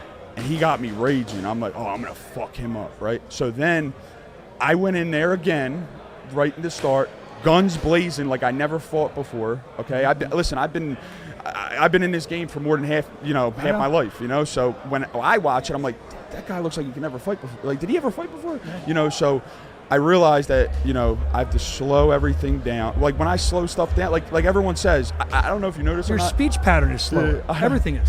I don't know if you noticed or not. After the first round, everyone says I fought better. Second down when I slowed everything down. And the best part was that I actually had a dislocated jaw. Doc Muzz will tell you. My hand was broken. I had all this stuff. That was new. I was just all over the place, and I still slowed it down, fought better. And, I got to just slow everything down. I know you're a fighter, and I know you're slowing everything down, but why come back? You're talking about a jaw, your wrist, your hand. Why do bare knuckle? Why do you want to do it? What's your goal here? Because I'm going to explain why. So 3 years ago, I think, when I was trying to make my professional boxing debut, I said, and it was actually crazy, and it's all over my social media. Actually, no, it was 2 years ago. So I was going to make my professional boxing debut, and then I was always a fan of bare knuckle. I was like, you know what, I want to try bare knuckle. How about this one? So then my father hits me up and says, yo, Conor McGregor is going to be at my boy's beer store down the street. You want to go meet him? I remember that. So I actually go down there, and months before that, I told Dave I found out about Xfinity Mobile. So then I see him. I'm like, yo, are they still having the event? Because I haven't heard from Senior. Are they still? He didn't even know what I was even talking about, right? So I was like, and this was about. So I knew about Xfinity Mobile about 8 months before. This might have been about 4 months before it was even announced. Okay. I see him at the thing, and I say, yo, I'm going to be your world champion. I'm going to fight. And he was like, wow, your name's the Irishman? I was like, look, my brother's got the shirt. He signs it. Then I see him in Miami the next day, and it's on my social media. I see him in Miami the next day at a bare knuckle event because the guy Bam Bam, who I was supposed to make my professional boxing debut, he pulled out. So I was just going to go there and mess with him and watch the bare knuckle fights. Well, Conor comes, did you see we announced Philly? Da, da, da. So then I'm in the club with him, all this stuff. But my goal was I manifested bare knuckle way before I even knew about Philly or anything. I manifested being where I'm at. And I also, everything I've ever done in my life, I manifested being a world champion. I know my skills, I know my talent, so I will be here forever until I make until I am a world champion. Make your goal, yeah. On top of it, I'm so invested that I'm not out here like these other fighters that are doing professional boxing, this, that. No, I'm bare knuckle only. On top, and I could be out here making money on boxing, and everything else, yeah. All that other stuff. No. I'm not like that. I am here until I reach I'm only 26. Guys are here 46. I'm here for the long run. You're one of the younger guys, yeah. So I'm not in here for money. I'm here to prove myself right. That manifestation is real. And you can do whatever you say your goal is out there. I know you can. We're excited to talk to the Irishman. Whatever you're doing, bro. I mean, I like Crazy Pat too, but Calm Pat's interesting, and it's easier to talk with you. I think we're going to see a difference in the squared circle. I'm very excited. Oh, absolutely. Stop getting in fights, would you? Here's the problem. It was all his people recording. I know I'll never see that video now. I know I ain't going to see that video, but I'm going to get it. We're getting a hold of it. Oh, please. I don't care about to get security cameras. Please. Brandon better been filming it. Where's Brandon at? Hopefully he's filmed it. And I also, and Turnbull, if you're watching this, I'm getting you talking, and I'm going to post you talking what happened, you wrist up shirt, you walking in, and then we're going to post that video too, my man. I love it. Let's go. Thank you, brother. It was a pleasure. Pat Sullivan, the Irishman, July 3rd. Get your tickets, BKFC.com. I've never seen him so calm. Thank you, Pat, for coming over. He almost took our camera out. That kid who cropped us earlier just came behind Dude, Pat. he stunk. He was picking his nose. He's coming up again. Dude, it There he is. stinks. Get away from here, dude. You farted. It stinks. That was you, wasn't it? Yeah. I see Travis the Animal Thompson over here. He's He wanted over to here. come on. Hi, Animal. I don't know who's coming on next. I have people like. Oh, is that? Is that Ludlow out there? I see. Who are these dudes? It's the Secret Service after his White Hey, House. here he is, thing. Lex. Hey, man, how are you? Good, how are you? Good. Sit down. Put those on. I'm so excited. We got Lex Ludlow here. This is great. I'm surprised you had me on. I Dude, thought put you that hated. I thought you hated me. Oh, I You don't never had me on. I don't hate you at all. I think you're wonderful. You had me on 2 times in a video call. That's great. But they call you the most hated man in combat sports, or maybe you call you. I don't know who calls you that. I don't hate you. All right. I don't hate you. I do think that you're interesting, and I apparently I got to ask you. Evan was saying during, and these guys, what's going on here? I mean, look around. Secret Service. After you've Are set they foot on the with White you? House now, he's These got. these guys. Yeah, what's going on? I don't know. And apparently they were going to hold his pads and stuff. I heard. Yeah, they did hold my pads. I didn't see. I was doing this. You already went up there. Yeah. Lex, you just. I'm gonna be honest. Can I be honest with you? Go ahead. Evan said that you were staring from the ring back here. You said you were looking, and I thought that was. I thought, oh, he's a fan of the show. He wants to get on the show. But then I'm doing interviews, and I thought I caught something in my peripheral vision. And he said that I guess we were interviewing somebody. Who was it, Zed? Yeah. And he said you were standing back like right here. Just is something going on, man? You good? Yeah, I just I don't understand why I'm not on the show more often. I don't understand why I'm on the prelims. I'm the number 4 ranked guy in the world right now, and I just feel as if I'm not being treated the way I should be treated. So, the most hated man in combat sports. Apparently now you're thinking that I hate you. I think this company hates me. I think the company does too. Evan, do you hate Lex Ludlow? No, I think Lex is awesome, but he has every right to be pissed.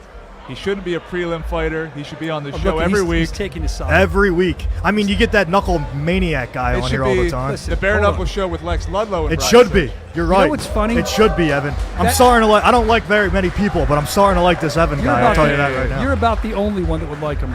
I think that the fact that you, I mean, look, I don't mean to get like psychiatrist on you. This isn't a therapy session, bro. Yeah, but I don't hate you. You've sent me countless messages saying that, and now I hear you're staring at me, and then you're back here. I was hoping you were stepping in the ring with me July 3rd. That's not happening. You got Drew Nolan. Yeah, soft body. Why are you calling him that? Well, I mean, his gimmick is the hard body. I think it should be soft body. Soft body. Yeah, he's not very big at all. But before we even talk about him, you want to be on the show? We can talk a little bit. You laid absolute waste to Zach Kalmus last time here in Philadelphia. Yeah. He's not been seen or heard from again. No. You sent him Fired. back. Fired. I feel like, Evan, I'm kind of a little nervous to say this. You should be. I am. You look a little nervous. You should be. I am a nervous. little nervous. I know that I have to say what's in my head, but I am nervous to say it. Just say it. These guys, no. Yeah, There's 3 of them. That's Mr. Black, that's Mr. White, and that's Mr. Half Black. Interesting. So you're freaking me out, dude. I'll be honest with you. Of all the fighters we've ever interviewed, the way they can't see this because you're like locked on me, dude. He has not broken once. No, it's freaking me out big time. I think he's gonna get mad at me. Just say it. Come on. Just say it, dude. You know where Zach Kalmus is? He's down there in South Florida in the circus. He got a job down there in the circus in South Florida. That's what he's doing now. Touring with the circus. I don't want to tour with the circus, so I want to say the correct thing here. I feel like you have some issues. I do. A lot of them. Right. And I feel like the way that you've texted me, and like Knuckle Maniac's crazy and fun. Right. You're a little darker with your text. They've made me nervous. I was actually hoping you wouldn't confront me today and come on, but I saw you staring back, or he saw you staring back here. Now you haven't stopped locking eyes at me. I think you're a little Well, bit... it's an interview, Brian. But I think that you're a little bit delusional. I don't think this company hates you. I don't think I hate you. But in every text and every message I get, I haven't even played some on the show because they're dark and they scare the shit out of me. All right. Should I be a little nervous about you? Of course. You're standing in front of the most hated man in combat sports, Lex the Grizzly Bear Ludlow. I don't think that you're... Errol Hawani was just as nervous as you. I saw that. He stopped his whole interview. Evan still showed me that. And he was very nervous because you were staring a hole through him. Yeah. Do you hate him too? Do you think... I hate everybody. I think you think everyone hates you, though. And I don't think everyone does. I hate everybody, and I expect them to hate me as well. Well, I don't hate you. I've been very intimidated by you. I think that you're calling this guy Drew Nolan soft body. Do you feel he'll be intimidated by it? Do you hate him? Of course I hate him. He's trying to take away from my family. Of course I hate him. I'm not trying to take away from your family. What's it like to sit in front of greatness, Brian Soscia? What's it like to sit with the largest arms in Bucks County, Pennsylvania? Bucks County, huh? Yeah. That's big, large arms here. We're worldwide. I can't. You're very hairy like a grizzly bear. I get that part of the gimmick. Yeah. But I don't get the fact that you're filled with hatred. I don't know who the hell you are because I see you different ways. He's throwing me off, Evan. I'm nervous. You're so off your game right now. I think he's in your head. He's in my head, and I don't know if I can't tell if it's an act or what. I don't think it is. It's not an act. Can I ask you a question? Go ahead, of course. It's an interview, Brian. Have you ever had any mental issues? Have you ever been committed? Have you ever been, they call it 302? I've never been 302, but I have been in a mental institution, yes. Evan, you going to help me here, dude? I don't know where this goes next. All I can say is you're good with him. Drew hard body or soft body, as you say, Nolan. Soft body. Has got his work cut out for him. And I think if he's in your head, Brian, just imagine how Drew Nolan's going to feel on fight week. Especially No Hawk. I don't think this is... No Hawk. No Hawk. No, you don't like that guy, Esteban Rodriguez. Well, I mean, like, his gimmick is his hair, and it's not really there anymore. So he's No Hawk? He's No Hawk. That's not nice. He's going to hate you. He's the paper champion. Where's that bitch Chris Camozzi, by the way? He retired. Yeah, he retires when I tell him to retire. Are you still stalking him? I know you're upset. I did. I DM'd him not too long ago. Dude, you're freaking people out, Lex. Yeah, they're all scared. He saw me go to 205 pounds, and he put his tail in between his legs, and he ran like the little girl that he is. You're freaking everybody out with the DMs. And what's going on? What's going on with Alessio Sakara? What's going on with him? You probably know better than I. I'm sure you're stalking him. I don't know. He's missing everybody's favorite uncle from Florida. Why do you need security? Because I'm the most hated guy. But could you handle? Of course, but why should I do all? I get paid to do that. Is it also like honestly, they're standing there and I don't understand any of this, Evan. I love it. I don't. Ask me a real question. I can't. I can't even make. I am breaking eye contact. Are the comments? Do the comments agree that I am the most hated man? Do the comments hate me? I see what they're saying, Evan. I mean, a lot of talk about Zach Kalmus in the comments right now. How you beat him pretty dispatched bad. him. Yeah, sent him out of the promotion. Let's talk about this. Fired. What's going to happen with Drew Nolan fight night? I know you don't want to say his name. We'll call him soft body, as said by him. Soft not body. Me. Soft hard body, soft body. Go ahead. Soft body. I say probably first round. He always loses in the first round, so first round or second round. Really? Depends what's going to happen. You know what I mean? And what are you looking staring at at my next? knuckles? Why are you looking at my knuckles? Because I want to see the damage on them. I like to check that out. I always hit with nothing on. I'm looking at your knuckles. I also am watching your hands. Look at this. Security's Get him the working. hell out of here. That's what they're there for. They're legit. They helped me that time because that guy, he watches the show all the time. Sir Strikes Law. Sir Sawyer. Sir Strikes Law. Yes. Yeah. He's out of his mind. Big fan. But he's not allowed near me, as you can tell. I can tell that. Yeah. Now listen, let's talk about Evan. I'm so whacked out right now. Let's talk about your fight. All right. Let's talk about how you've been preparing for this fight. I know you're always in camp. Zed says you're an animal in the gym. He honestly said you're a little off. As he should. He said it nicely. So I thought it was kind of an act with the emails. I don't think it is now. Honestly, I really don't. Let's talk about your fight, though. What should your opponent be expecting? You said first round. What are you going to do? How are you going to mangle him? Tell me about it.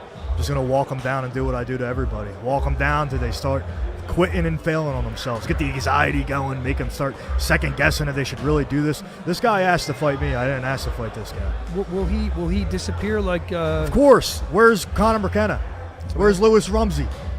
Where's Zach Kalmus? Where are they all? They're gone. Now, Fired. Did these head games start on fight week, or have you? No, they been start DMing from the him? get-go. They start from the get-go. Crazy. I mean, I'm known for my my call-outs, so I can only imagine who I'm going to call out on. Your July 3rd. your mic afterwards. If they get you that mic, I'm afraid what you might do too. I'm afraid to have you on here right now. I got to tell you, we got a lot of people to get to. We spent some time with you, Evan. I think it's almost time to move on. But is there any parting words? Well, I'll tell you what I'd like to do. If you'll be willing to do this. And I don't know if you will because he has not taken his eyes off me the whole time. I'd like you to look directly at that camera. That would mean taking your eyes off me. And you could tell people why they should watch your fight. Or if you need to look directly at me, tell them why they should watch you fight July 3rd. Buy a ticket to see a fight. I don't need to tell them. They should already know. Okay. Can I ask you about Johnny Cannoli Garbarino? Go ahead. Do you think he's going to hit Mike Richmond with the cannoli slap? It's so close to 4th of July. You think he does it or he doesn't? I don't care. Okay, this is great. Well, I think that about does it. Look, is that? No, now you're disrespecting me. Oh, he does hate me. I'm not disrespecting you. I never get like this. Lex Ludlow. His papers are. You shaking. refer to me. You refer to me as the most hated man. I don't. All right. You got to say it, dude. And if I don't, no one's watching right now. I think I should say it, Evan. All right, Lex Ludlow, he's the most hated man in all of combat sports. I think we're going to have to move on here in a minute because we have other guests coming up. So, Lex, thank you for coming on, man. We appreciate it. We look forward to seeing you back soon, Mr. Ludlow. Always a pleasure. This is where Lex should get up, dude. Joined He's gonna by freak me out, the man. most hated I get up man. when I want to get up. That's right. Here's what I'm going to try to do. Lex, I'm going to be very respectful of you because I don't know if he's I don't know what he is of me or the show or the promotion. You seem to think they have it against you too. You think everyone's out to get you. I don't see it like that, but you seem to see it like that. I'm going to go back to the show in hopes, Evan, that maybe Lex or somebody, they bring a new guest up maybe. I don't know what's going to happen here. Okay. All right, let's talk about, you want to talk about, Liberty Brawl is going to be great. That's going to be July 3rd at Liberty Brawl. It's going to be right in the shadows of where we're at now at the I've said the Mixfinity. Oh my God. A little nervous, are you? I'm not nervous. The Xfinity Mobile Arena, it's going to be there, and it's going to be a fun fight. And look, Lex can hate me, think I hate him. I don't understand what's going on right now. The promotion, everything, he could hate you. I don't know what's going on, but I know that I've watched him dispatch people one after another. I will respect him, and I will let him know that I'm excited to watch you fight. And Evan, are we getting somebody else up here in a minute? Because we got Garb and Senior coming up next. You're not going to leave, I don't think. See what I mean? Garb and Senior. Why can't Senior be up here with me? I think they're in line. So it's going to be Garb then Senior. They're not coming up together. Well, so Garb's waiting to come up. Yes. We have a sit-down strike going on here. I don't think he's leaving. All right, so we got Johnny Garbarino coming up. Johnny Cannoli Garbarino. We're going to ask him about the cannoli slap. We're going to ask him about his biggest opponent to date, Mike the Marine Richmond. Very excited for that as well. What do I do here, Evan? Do I just carry on with the show? Lex will leave when he wants to leave. And it looks like he may be ready. Lex. But ultimately, it's his call. Thank you. See you, Lex. That was fun. What the hell was that, dude? I like that guy. Evan, I'm like... I know, you're very shaken. I'm not, I don't know if, it's not nervous though. I'm like at a loss for words. Uh-oh, he's here. Oh, shit. I didn't see him there. All right, Lex is going to stand there. Okay, well, I guess we have Johnny Cannoli coming up. This is getting weird and old. Oh, Cannoli needs 2 minutes, so. All right, well, I got 2 minutes of Lex intimidating me, I guess. Lex, I mean... Look at him, he's blue stealing. Anything you want to say, Lex? I mean, you're still there. There's that other guy, too. I don't know what the hell's going on. This guy. He's got the security with him. He's not speaking. This guy keeps popping up. He crop dusted us earlier, and you said he was picking his nose. Yeah. He's not coming up. Sir Sawyer watches all the time, too. He was at the tryouts. Is Lex still behind me? Is he? I don't want to look. Why don't you look and find out? I don't want to keep feeding the animals here. Is he still behind me? No, he's gone. Oh! This isn't it, dude. Stop. This isn't funny, dude. This is weird. All right. So we have Johnny Cannoli Garbarino coming up, and we have. And then Senior. Just keep reminding me. My mind is in a different spot. I don't think he's going to hit me or anything, but he's just. It's a lot. So we're leaving. I Good. just got word that today is actually Mike Richmond's birthday. So maybe we get Johnny to sing Happy Birthday. Yeah, perhaps. All right, you're safe now. Vespi, what the hell was that? He's our photographer, Nick Vespi. Lex just came up and he wouldn't break eye contact. He was staring at me. Is he being weird today? He seems very off. Being him. And I called him weird. Jesus Lord. You know he's going to listen to this back. He should be nothing but respectful. I think he's going to listen to it back. The most hated Honestly, man. dude, you weren't close to him. I was. He was piercing me with his eyes. I know. They didn't. I'm glad you're sitting there. Not me.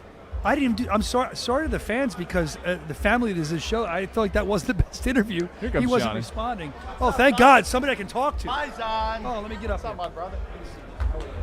Sit down. I'm nervous now. All right, put your headphones on there and swing that mic around.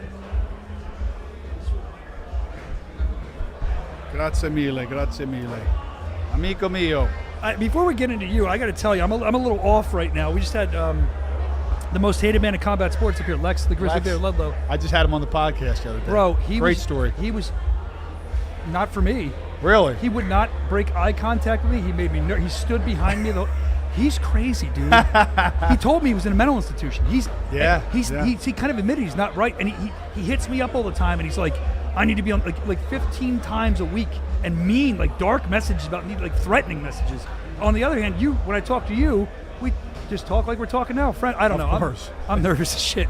Life's already serious enough. Yeah, I know. We got Johnny Cannoli Garbarino here. Oh, man. Johnny, I'm happy that you're here, and there's a lot to talk to you about. A lot of people are wondering about what's going on with you. You have in my estimation, I'm curious what you think. This is the biggest moment for respect in your career.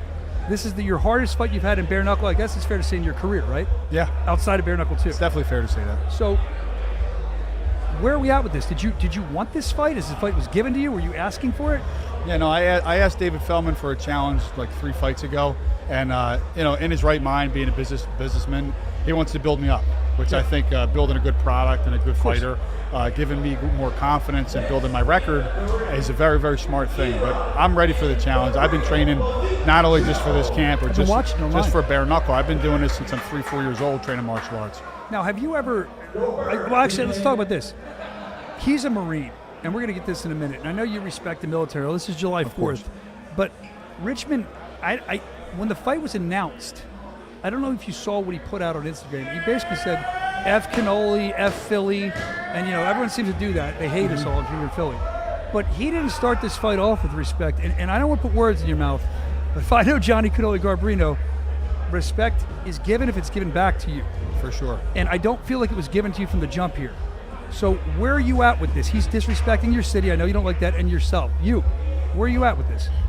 I feel like these uneducated fighters are given a platform to speak. And to be honest with you, I just feel like the words came out. It sounded like he was illiterate. He said, fuck you, you fucking Philly fuck, or something like that. I don't even know. Something like that. You know what I mean? And just super stupid.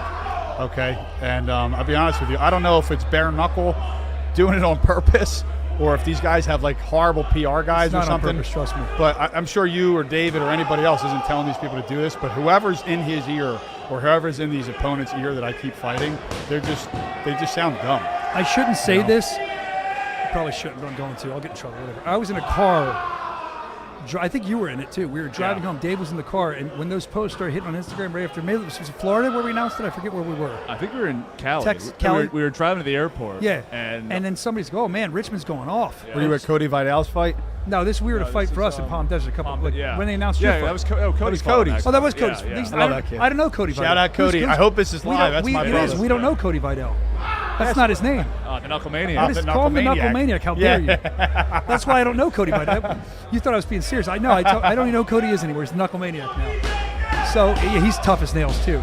I'll be honest with you. Listen, we didn't know anything about it. Is what I'm telling you. We were driving home. We heard about it. I think I have a great, whatever you want to call it, character, personality. Not that it's like an act or anything. It's like that. It's very real. I've been around you. It's very real, but I just so happen to really bring it out when I'm in front of a lot of people promoting our fights. That kid has so much charisma.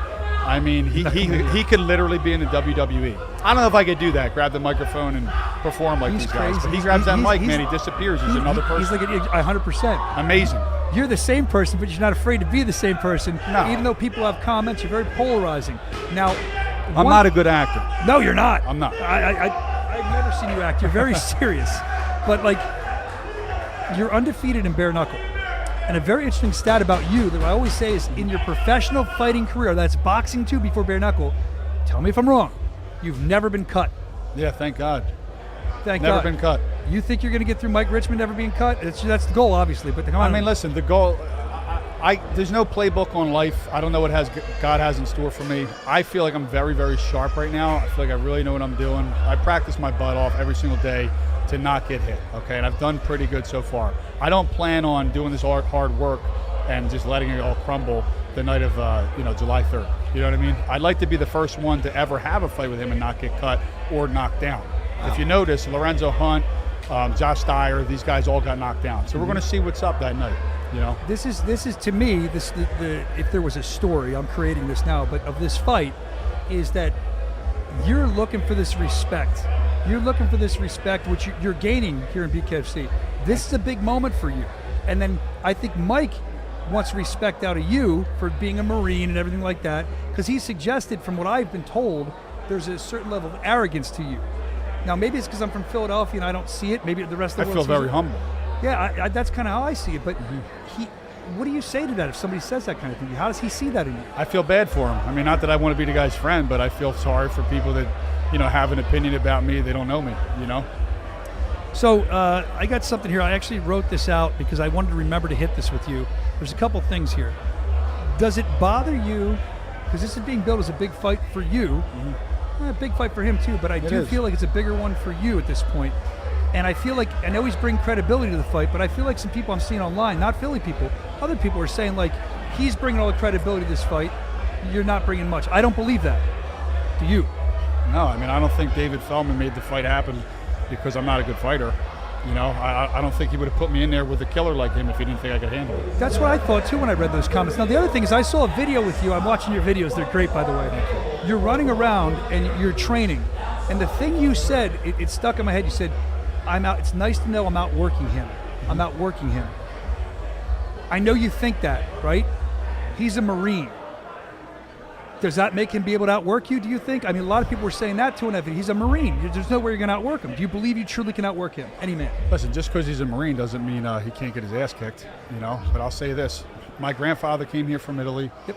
He lost both of his arms fighting for our country, okay? God bless him. So I have the utmost respect for every single soldier that has ever stepped foot on foreign ground and has fought, okay? Now, from my understanding, he has 2 or 3 tours.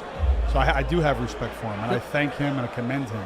And thank God he's still alive to tell about it, All that being said, I think, we're all killers. Everybody is a killer. It's in them. Yeah. And it's just a matter of tapping into that and really honing in and sharpening your skills. And, not many men do what we're doing. Not many men leave their comfort zones and either go join up and put themselves in a hard workout or put themselves in a situation they have to fight for their life or, fight for whatever. You know what I mean? This is excuse my friends, I can curse on here. Okay. It's like a pussy-filled world nowadays. It's very soft. Everybody's on their phones. It's about easy, I don't have to fight to make money. I have 3 companies, right? I went to school. I went to college. I was a Michelin star chef at one point. I worked for top-notch restaurants. I could do a lot of different things to make money.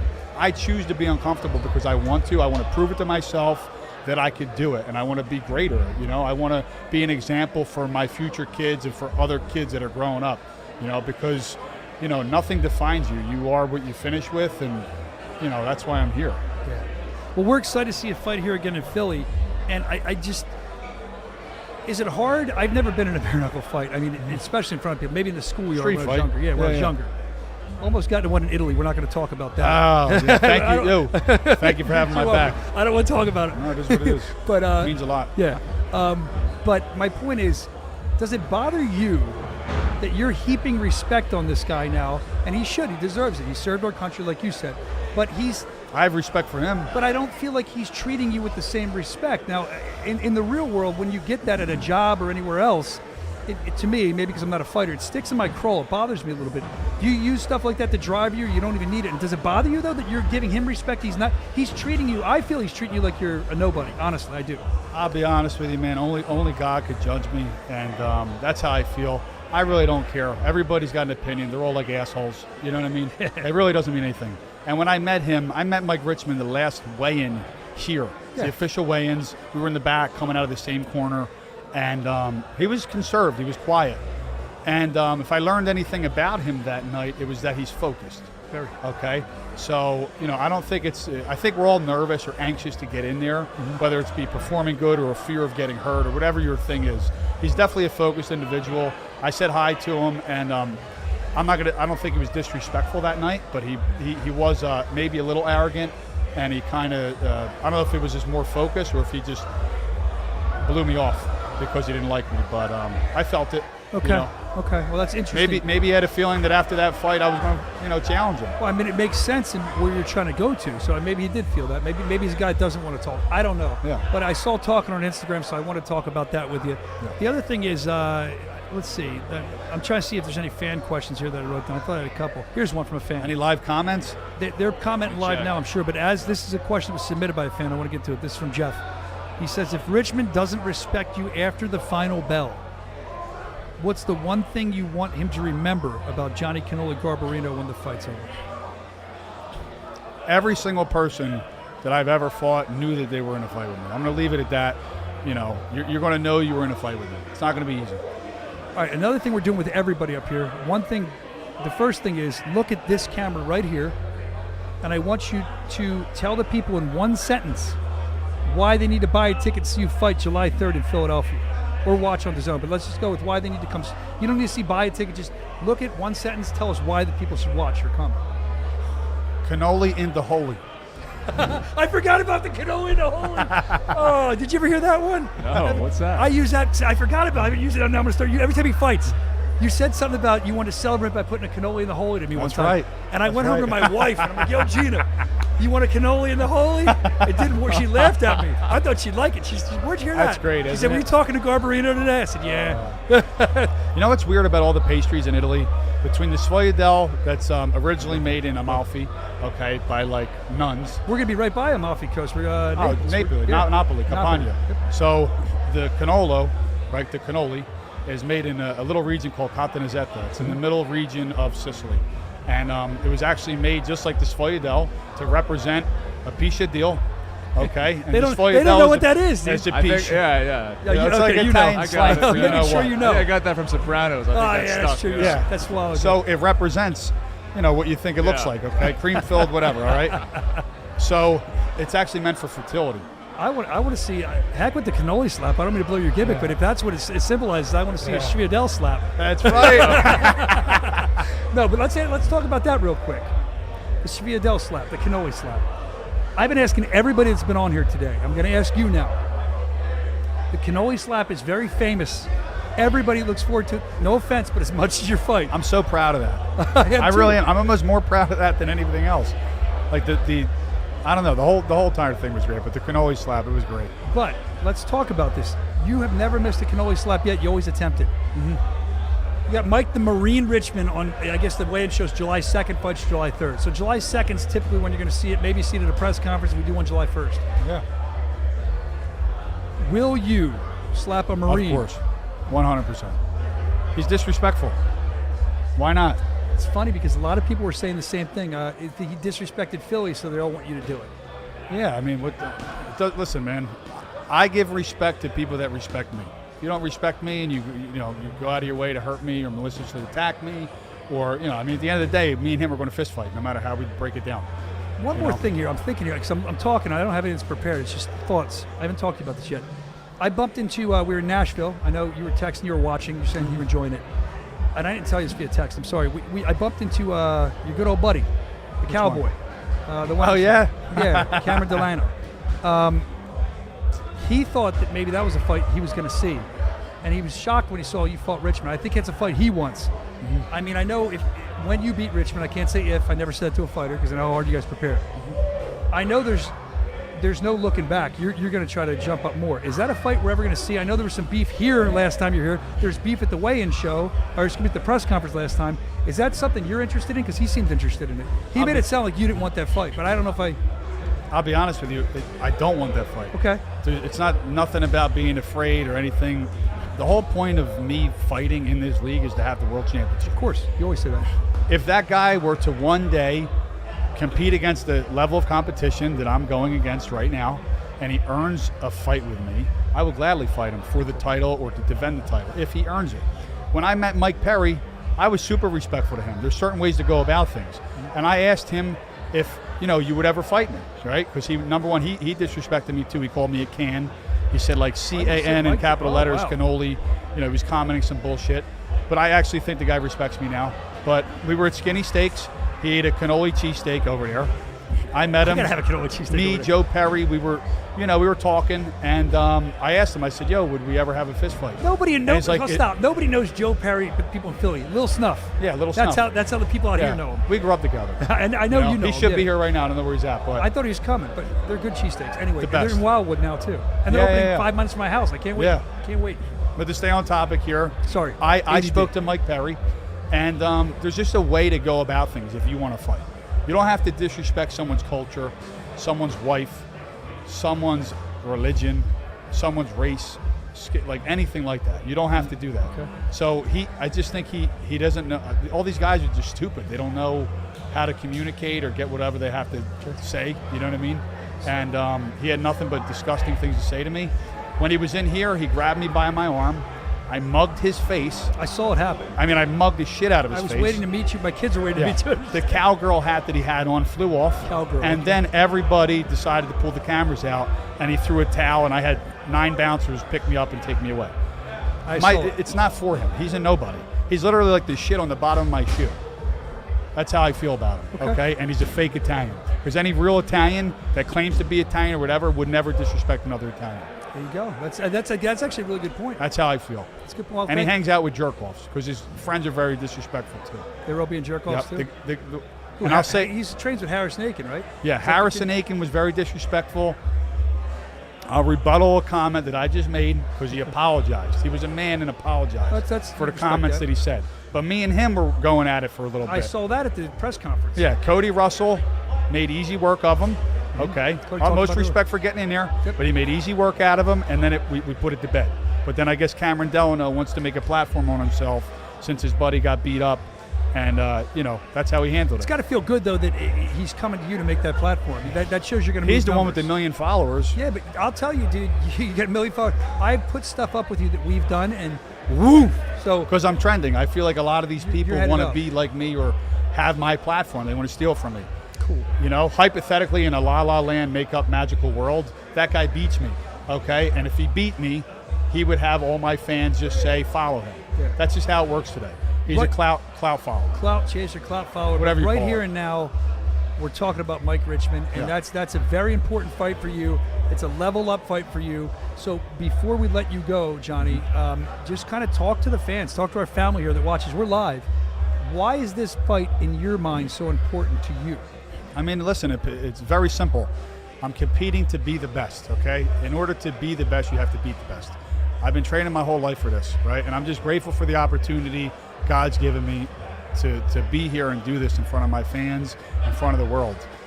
Thanks to guys like David Feldman, yourself for giving me the platform time of day, and Conor McGregor for making deals happen like Fox News, So I think the best is yet to come for Bare Knuckle. Definitely. I think this is going to be one of the most, I know it's going to be the best show that we've ever put on, and I'm excited to be a big part of it. Johnny Cannoli recently got married too. If I were you, this is me. I'm not a bare knuckle fighter. I'd find a way to leave my ring on for the fight, just so you get a couple extra pops in there, tape over it or some shit. Listen, I'll agree to it. If he can wear his ring, I'll wear mine. I love it. I'll take it. Congratulations on your marriage Thank as you well. so You got a much. lot of good stuff going for you now. You got the woman you love for years. You're married. My best friend. Yeah, exactly. Mm-hmm. And you got a lot of great stuff going for you now. So this is the next step for you. And I can't wait to see what happens with you and Mike Richmond. And I can't wait to see another. Did you bring cannoli Yeah. tonight? Listen, God willing, I get my hand raised that night. Whatever's meant to be is going to happen. I know, but where's the cannoli today? Did you bring one? Cotton Candy was supposed to grab them. Is he here? We ordered them from Frangeli's. Oh, they're good too. And I actually believe he paid for them and everything. He just never picked them up. He paid for them. You didn't. No. Okay, that's fine. I've never seen Johnny Cannoli without a cannoli. Dude, I was going to let you. Cannoli's right here. Oh, gee, I'm not, I don't leave home without it. Cannoli in the holies, he says, or a punch in the face. Either way, you're going to be July 3rd, Liberty Brawl in your city. Yeah. 250 years here, man. They asked us to do a show to celebrate. It's huge, and we're in the cradle of Liberty. Let's do it, man. I'm looking forward Think to it. about it, man. 1790 to the year 1800, Philadelphia was the first capital. To bring it back here for the bicentennial, I mean, it's really amazing. Betsy Ross sewed the flag here. Yeah, the next time that, tricentennial will be here, I'll be, 80, 81, 80? God willing. I mean, that's amazing, Yeah. No, I'm going to be here for that, but I can't wait. I mean, I think it's amazing. I meant for me, not you. Yeah. No, I think it's really cool, though. Hey, Man. before I let you go, just really quickly plug the Instagram for your podcast you just started. Yeah, I want to say, too, you got a decent setup here. I'm trying to order a lot of this stuff this week because we have a beautiful podcast. Shout out to Frosted Nug for sponsoring us, building us a beautiful podcast studio. But what I'm trying to do now is actually get a mobile one so we could do pop-ups like this. Yep. You know, and it's a lot of money. Oh yeah, we It's know. a lot of It ain't money. cheap. You know, we're gonna figure. You know, it out. I see what cameras you're working with. You got to do like Evan did. One time Evan was in a parking lot. Some guy rolled up in a nice Escalade, and he just cranked the tree, opened the trunk, said, "You want to buy some stuff?" And I Evan- don't want to talk about I wish. No, fucking guy. He gets mad. We got to find He a bought truck. it. He suckered him. He bought it. He had a nice with everything. I in was it. a fucking Tell mark. him the I don't story. want- I'm telling the story. I'm in Swedesboro at the fucking Tractor Supply, and this guy pulls up and he's just like, "Hey, do you want an entertainment system?" I was like, Get out "I of mean, here." I wasn't thinking about it, but like, whatever, I'll take." And this guy was in an Audi, like a nice Audi. I'm like, "Okay." Did he maybe." rent it? And he gave me the whole spiel, like, "Oh, my boss ordered." I knew they were fucking red They flags. fell off a truck. Yeah. Look, It broke with a I full was truck. like, he wanted $800. I was like, I'm willing to lose $300 that this is a fake thing.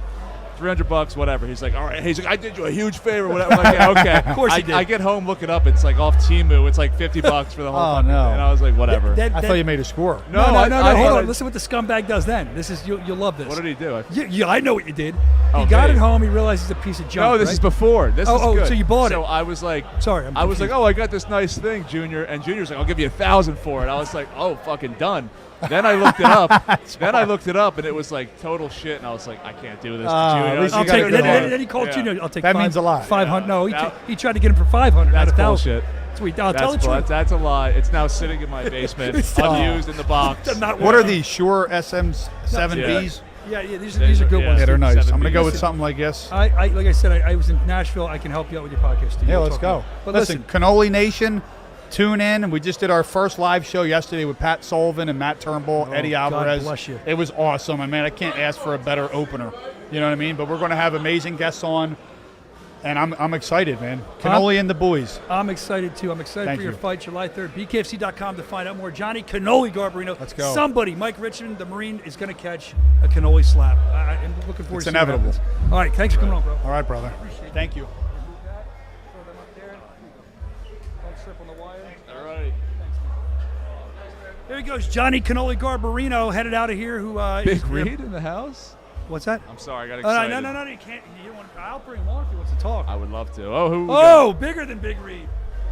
We just met Big. We saw Big Reed for a second back there. thought you were talking about big weights. I didn't talk till You day. guys got matching jackets on. It's Well, cute. no, they got my logo It's a too low. uniform, buddy. I look like a cheerleader. Listen, I haven't talked to you all day. I didn't even see you here yet. I've been sitting up here. I didn't see you either. because I've been sitting here. I had a great day. Me too. It's weird how it works. Anyway, It was a good thing, man. It was I good. didn't see much It going on worked back out there. well. We had a good crowd here. What I liked a lot is we invited some influencers here. We had a good amount of influencers. Good. We had a good amount of media. That's the important part here. I mean, obviously the guys brought their friends, and it was great to see. You know, we were just missing Austin Trout and Ben Bonner, and we were missing Sarah Shell and Britton Hart. They'll be here next week. But, I mean, phenomenal. I got to see what the undercard guys kind of look like, and more importantly, how they kind of felt being a little bit in the public here. It was great, man. It was really, really great. We did have a little altercation. I was going to ask you. I had them both on. Both have different stories. Did you happen to see it? I saw it. Can we pull security camera footage? I want to see this. I'm not gonna. What's your take? I'm not going to No comment, say anything watch. about it. I'm just going to say it was. It was a. Is that fight it still wa- happening? It was a spectacle. Because the one guy said the fight's not happening. He said, I don't know. I don't know what's going to happen. Honestly, I'll figure it all out tomorrow. I just wanted to. I went to the guys. I said, guys, I don't care. Go fight in the street. Go fight Don't wherever give you us a got to bad fight. name here. Which is awful. It's awful to do that. You're supposed to fight in the ring. But at the end of the day, is we have a relationship with these guys. You can't be fighting here. Like they just immature kids. They just didn't understand. Good kids. Tensions are but running just high. a little immature. Tensions are high. They see each other. They want to pop off, and that's what happened. But at the end of the day, is Wait to you get know, paid to pop off. That's what I say. Exactly what I Let said. everybody Why make would money. you doing it? Make their money. So it's been a successful day. Like I said, I haven't seen you much. I know you've been running around. Is Sir Sawyer back here again? This guy earlier, Dave, he came to the tryouts. He was one of the first tryouts. Sir Sawyer. It's Sir Strikes a lot. He watches the show all the time. He hasn't fought first yet, but you know what he did earlier? He came up here. Why does he look so mad? I don't know, but he came up here and he crop dusted us, and he stood there and he farted and walked away. and it was a Pat Sullivan wouldn't even sit down. You stunk Pat Sullivan out. This guy, he's trying to make his way. He watches the show. He hits me up all the time, but that's why he's making me nervous. If he swings on me, you got my back, right? Probably not. You want to see it, don't you? Anyway, he's just going to stand there. Okay. So anyway, let's just, Go ahead. That's why we have security here, I thought. Yeah. So I'm glad you're here. It's been see you, man. A lot of weird people here today. Yeah, at least he's trying. No, I think know. I think he's mocking Lex Ludlow because That's all right. That guy's freaking me out, Lex Ludlow. Evan saw it. I'm getting really freaked out by him, but we'll talk about Lex later. Crazy. He's a little weird, a little off. Yeah, he's a little off. But it went well today. What did you see? You said you're watching the undercard, seeing how they're performing. I mean, I wanted to see. Look, they're only hitting the pads, they're shadow boxing, but more importantly, you want to see how they can do that in public, right? Yeah. Some of the guys that never fought before for us were out here, and they look good. And, sometimes when you get in front of people, you shy away, you don't perform as much because you're a little nervous. This was also a good step for them to the next show next week. So I got to see that they were a little bit relaxed, that they knew how to throw punches, the right way. They were moving their head good. They were slipping. They were doing good. I also got to see that they did bring some crowd, that they do have a lot of hype. Look, this is a tough date. I don't know if you guys understand or not. July 3rd, when they invited us, we're like, holy shit. The city invited us, and we're cool. like, It was cool. shit, it's July 3rd. Like, yeah, no, we'll be all right. Everybody's where going we usually away. at July 3rd? We're down the shore with Down the the beach. shore. So- Everybody goes down the shore, here in Philly. They go down the New Jersey shore. But at the end of the day, we're still selling good. It's moving good. We just had to adjust it. We had to do some different Great things. card, man. Great card. Great card, Phenomenal top to bottom. card. I mean, and I'm excited. I mean, you could start with the feature fight. We just had Knuckle up here. What a big test for him with Mike the Marine Richmond. The biggest. He knows it. He's never been cut. I said, you think you're going to have this fight out being cut? He goes, I'm going to try. And I'm like, yeah, but that's a big fight for Knuckle. What's your read on this? It was a ballsy move on his part to want to step up and take this fight. It's Mike Richmond, who people might have counted him out from his last fight because he didn't look great. He didn't look sensational against Joe Elmore. But at the end of the day, he's a veteran, man. It's Mike Richmond. And he can crack. Yeah. He can crack. Like anything else might be able to take away from him because he's getting up in age. Maybe he doesn't move as fast. Maybe he's not taking the best punch he used to take, but the dude can crack, and that's the last thing that goes. I'm more excited, probably more excited for this fight than any other fight, but I'm really excited to see Ben Bonner and Austin Trout. I can't tell you how excited I am to see Britton Hart and Sarah Schell. That's a banger. And Lex Ludlow, I want to see him. If Pat Sullivan ends up fighting, maybe he fights Matt Turnbull. Maybe he fights somebody else. We just don't know. He might fight me. I don't know. I'll tell you what I'm excited about, and I want you to talk about this. This will be at Liberty Brawl on July 3rd, the debut. We've never done this before. I love it. The one-round war. Why did it take us so long? Well, Anthony Pagan was up here. We're talking to him. So why are we doing it? Yeah. Maybe that's better to talk about. Yeah. We're doing the one-round war because when we actually launch Fight Club, which now we have a set date, I'm not going to tell you exactly, but it's in the fall, and the first event's going to be in Miami. It's going to be 3 one-round wars. So you're going to fight 3 fights in one night. One-round war only. You win, you move on. You lose, you go home. You win the tournament, you get a $100,000 contract for BKFC. You lose, you get paid your little bit of money that you came to fight for. This, I just want to see what a one-round war looks like in front of the commission and make sure that it works. Make sure we don't have to tweak anything because, hey, maybe one-round war isn't enough. Maybe they're not going to go out there and just bang and bang and bang like I think they're going to do for one round. So maybe we have to adjust things. That's why we're testing this out on the show. Do you want to know what when I talked to Anthony Pagan, who's one of the guys in the first ever one-round war here in Philadelphia? You know what advice that Eddie gave him, Eddie Alvarez, who trains him? And Eddie's like, underground fighter, man. He said, all gas, no brakes. There's no time to feel it out. It's a fight. You just go from the start to finish. So that's what I think. So here's the deal. We have the circle ring, obviously. We have the circle in the middle. Yep. They're getting paid a little bit of an amount. I mean, a decent amount.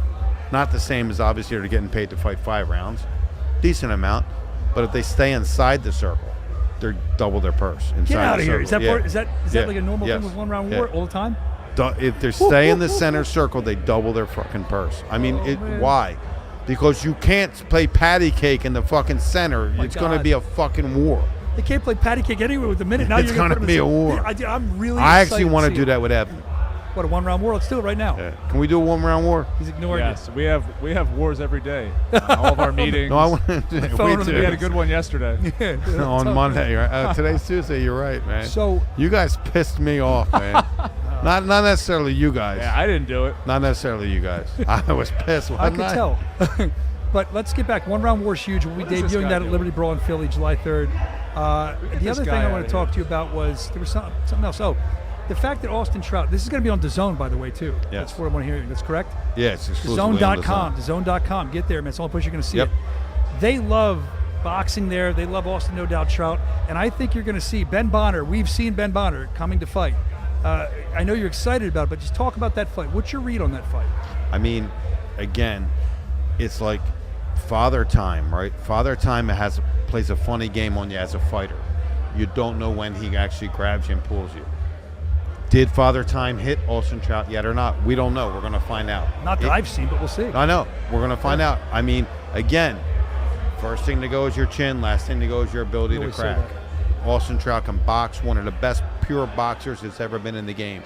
It all really comes down, in my mind, to what Austin Trout is in there. Is he going to train hard? He's going to be the best in shape. He always lives right. He trains right. I'm not concerned about that. Did he get old?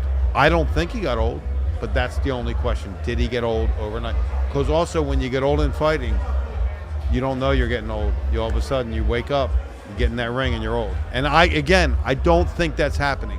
That's my only question mark, though. That's my only question mark. And Ben Bonner's coming to fight with Ben Bonner, he knows that his last fight wasn't fantastic, and we gave him this shot, and he's got to be full gas pedal. And if he's not, he's probably going to have a very short time here. Well, I think he's ready to fight. Yeah. He said, actually, I'm trying to get him on next week. He sent me a message. I can tell he was ready. Listen, I mean, Austin Trout. Let me just talk about Austin Trout for a minute. I got to tell you, probably one of the nicest, classiest guys that we've ever had at BKFC. Really, really like the guy. Is this guy in back of me? You guys want to see a knockout on camera? 2 minutes too late. I just saved him. Was he holding a sign up or something? Like, go away. Hit him next time. Can I hit him? I'll hit him. We both hit him. I'll kick him. I'll just kick him back real quick. Don't do it on camera. Turn the camera off. I'll do it on camera. Go ahead, dude. They want to see it. Yeah, but then you have Is evidence. this live? Yes, it's live. Oh, it's live? Yeah. Let me. I was going to do a Connor move. Is this live? All right. So, Trout. You want to talk about Trout? Yeah. We both, I think, are ADD all over the place. So let's stay on topic. Trout. What were you going to say about Trout? You started talking about you want to talk I about just Trout. really like him. I mean, really nice guy, good guy. I do too. mean, couldn't He be loves the any promotion. nicer. Very, very good. Very supportive. Just the kind of guy that you want in your organization. So we talked about Trout. We've talked about this card a little more. We'll talk about it more coming up. We are at the Liberty Brawl Media Day. The other thing I want to talk to you about has nothing to do with Liberty Brawl. Big news hit yesterday, and I know you're excited, and I knew about it, and I knew you were excited to announce it. Here we go. Fenway Park. What the hell's going on? This is amazing. You know, I did so many interviews today and yesterday as we're announcing that, and the one thing I said is, I said, look, man, entrepreneurs, they jump out of an airplane and they build a plane on the way down. We didn't put a lot of thought into this, to be honest. The conversation came about, and we're like, we have to do it. We just have to figure it out, right? Yeah. So what I want people to know is this isn't a typical deal. Like, we're not actually renting the facility off them. We actually, which makes me feel so good, we have a partnership with Fenway Park on this. So we're actually partnering with them on this event, and that's just amazing that they're allowing us to partner with them on this type of event, and it's just amazing. I think it's going to be the most iconic thing that we've ever done. I'm excited. We're going to be at the home of the Green Monster. I might jump off of it. It's going to be absolutely amazing. The big where they can never. Have you been up there to negotiate the deal? So what did that feel like? You're up there in this iconic. Well, we walked the field. You did. We were a pitcher's mound. We were home plate. I mean, it was just amazing looking at the green wall and just like, you know, Junior, he doesn't get excited. I was going to say he's baseball man. He was like a kid in a candy store. Probably loved He was asking him all kinds of questions. It was amazing, and the locker rooms are going to be coming from the dugout. So that's cool. That's really cool, man. So the idea is to put. I mean, have you thought about it? The idea is to put the squared circle on the field, like in the. It's going to be actually right around home plate. Okay. Because with Fenway Park, if you start touching the grass, price goes up, like big time. So we're going to have it scaled for about. I think it opens up at like 15,000 tickets ish, but we have it where it can scale to 22,000 tickets. Okay, that makes sense. And that's where we're hoping to get to. That makes sense. It's a big debut Yes. and a way to do it. We don't just walk in and debut. amazing. I mean, dude, Fenway, I can't believe it. No, it's amazing. But I August think 29th. I don't know what Evan saw on social, but I think the hype on this is one of the best hypes we've ever You had think for it's the any biggest event. announcement? People are fired up, and especially because it's been so long time coming, going to Boston, and we're doing it in the most iconic arena, I think, in Boston. People are definitely fired up about it. And great main event, great main I event. was talking about Here's earlier. why it's great to me is, Please tell us. I don't know. I'm coin toss, right? But when the fans are all going, Kai, Harry, Kai, Harry, it's very evenly mixed on the comments. I was excited to see that main main event. I was excited to see that main event too. Yep. That's just one fight. I think of the other we're going to have there. It's going to be absolutely amazing. Fenway Park, August 29th, one of the biggest moments in my estimation we've ever had in Bare Knuckle. You kind of said the same thing. That just shows you how far we've come. 8 years later, how far we've come. That never would have happened the first 5. No, So, definitely. here We we just are. signed an iconic Boston former UFC fighter as well too. We're going to drop that announcement tomorrow. That's going to be a great one. And then obviously we've got a lot of our top guys are going to be on the card. Amazing announcement coming next week, right before Wednesday, before the Liberty Brawl. Amazing announcement we're going to make. Game changing announcement for us next Wednesday. Oh, that's going to be awesome. I'm excited to hear that too. But what I really want to know before I let you go, Fenway Park, I wouldn't want to do it. Is David Feldman going to be throwing out the first pitch to a game to promote that we're going to be? That's nerve-wracking, dude. So we're working on it right now, and we hope we're working on it. They're very booked up there, but we're working on it right now. Well- I mean, me or one of the fighters, but someone Perdomo from the did team. it in Miami. Yeah. Yeah, he did a good job with He it. did. Actually, we're supposed to do it next Wednesday here in How did in I not Philly. know about that? The Maybe I did 30 know about No, that. next Tuesday. Next Tuesday. You're throwing it? I want to see you throw it. I mean, I gotta honestly, see, I want to see. Honestly, I want to see I you bomb. promise I won't embarrass BKFC. No, come on. I will not embarrass I've us. never seen you throw a baseball. I don't know. I could throw a punch, so Yeah, probably He'll similar. throw it like a punch. I can't even. Woo! That's it, dude. Throw out the first pitch, and you put somebody like the Philly Fanatic next to you, just clobber them. All right, Anyway. we're gonna. All right, we're getting kicked I off think the here. producers are cutting us The off. fun police are Is here. it He hasn't- enough? The fun police haven't been here all Anyway, day. guys, thank you again. I know hopefully we got a lot of guys tuning in right now. It's been an was amazing night for us. It's been an amazing year. It's been an amazing 8 years with BKFC. Thank you to the best fans in the world. Truly, thank you. We appreciate you guys. Listen, we'll be back at the normal time next week, 12:05. We'll be live at Satellite 5. I'm going to try to talk to Ben Bonner and some other people here in Liberty Brawl. It's been a great day. Thank you, Dave, for joining us. We man. appreciate it. Thank you. And thanks for a great event. Hey, thank you, everybody. Guys, it was awesome. I need security. I don't want Lex Ludlow attacking me. I'll talk to you guys later. See you next time. I guess I'll punch myself so Lex Ludlow doesn't do it. Whoop, whoop.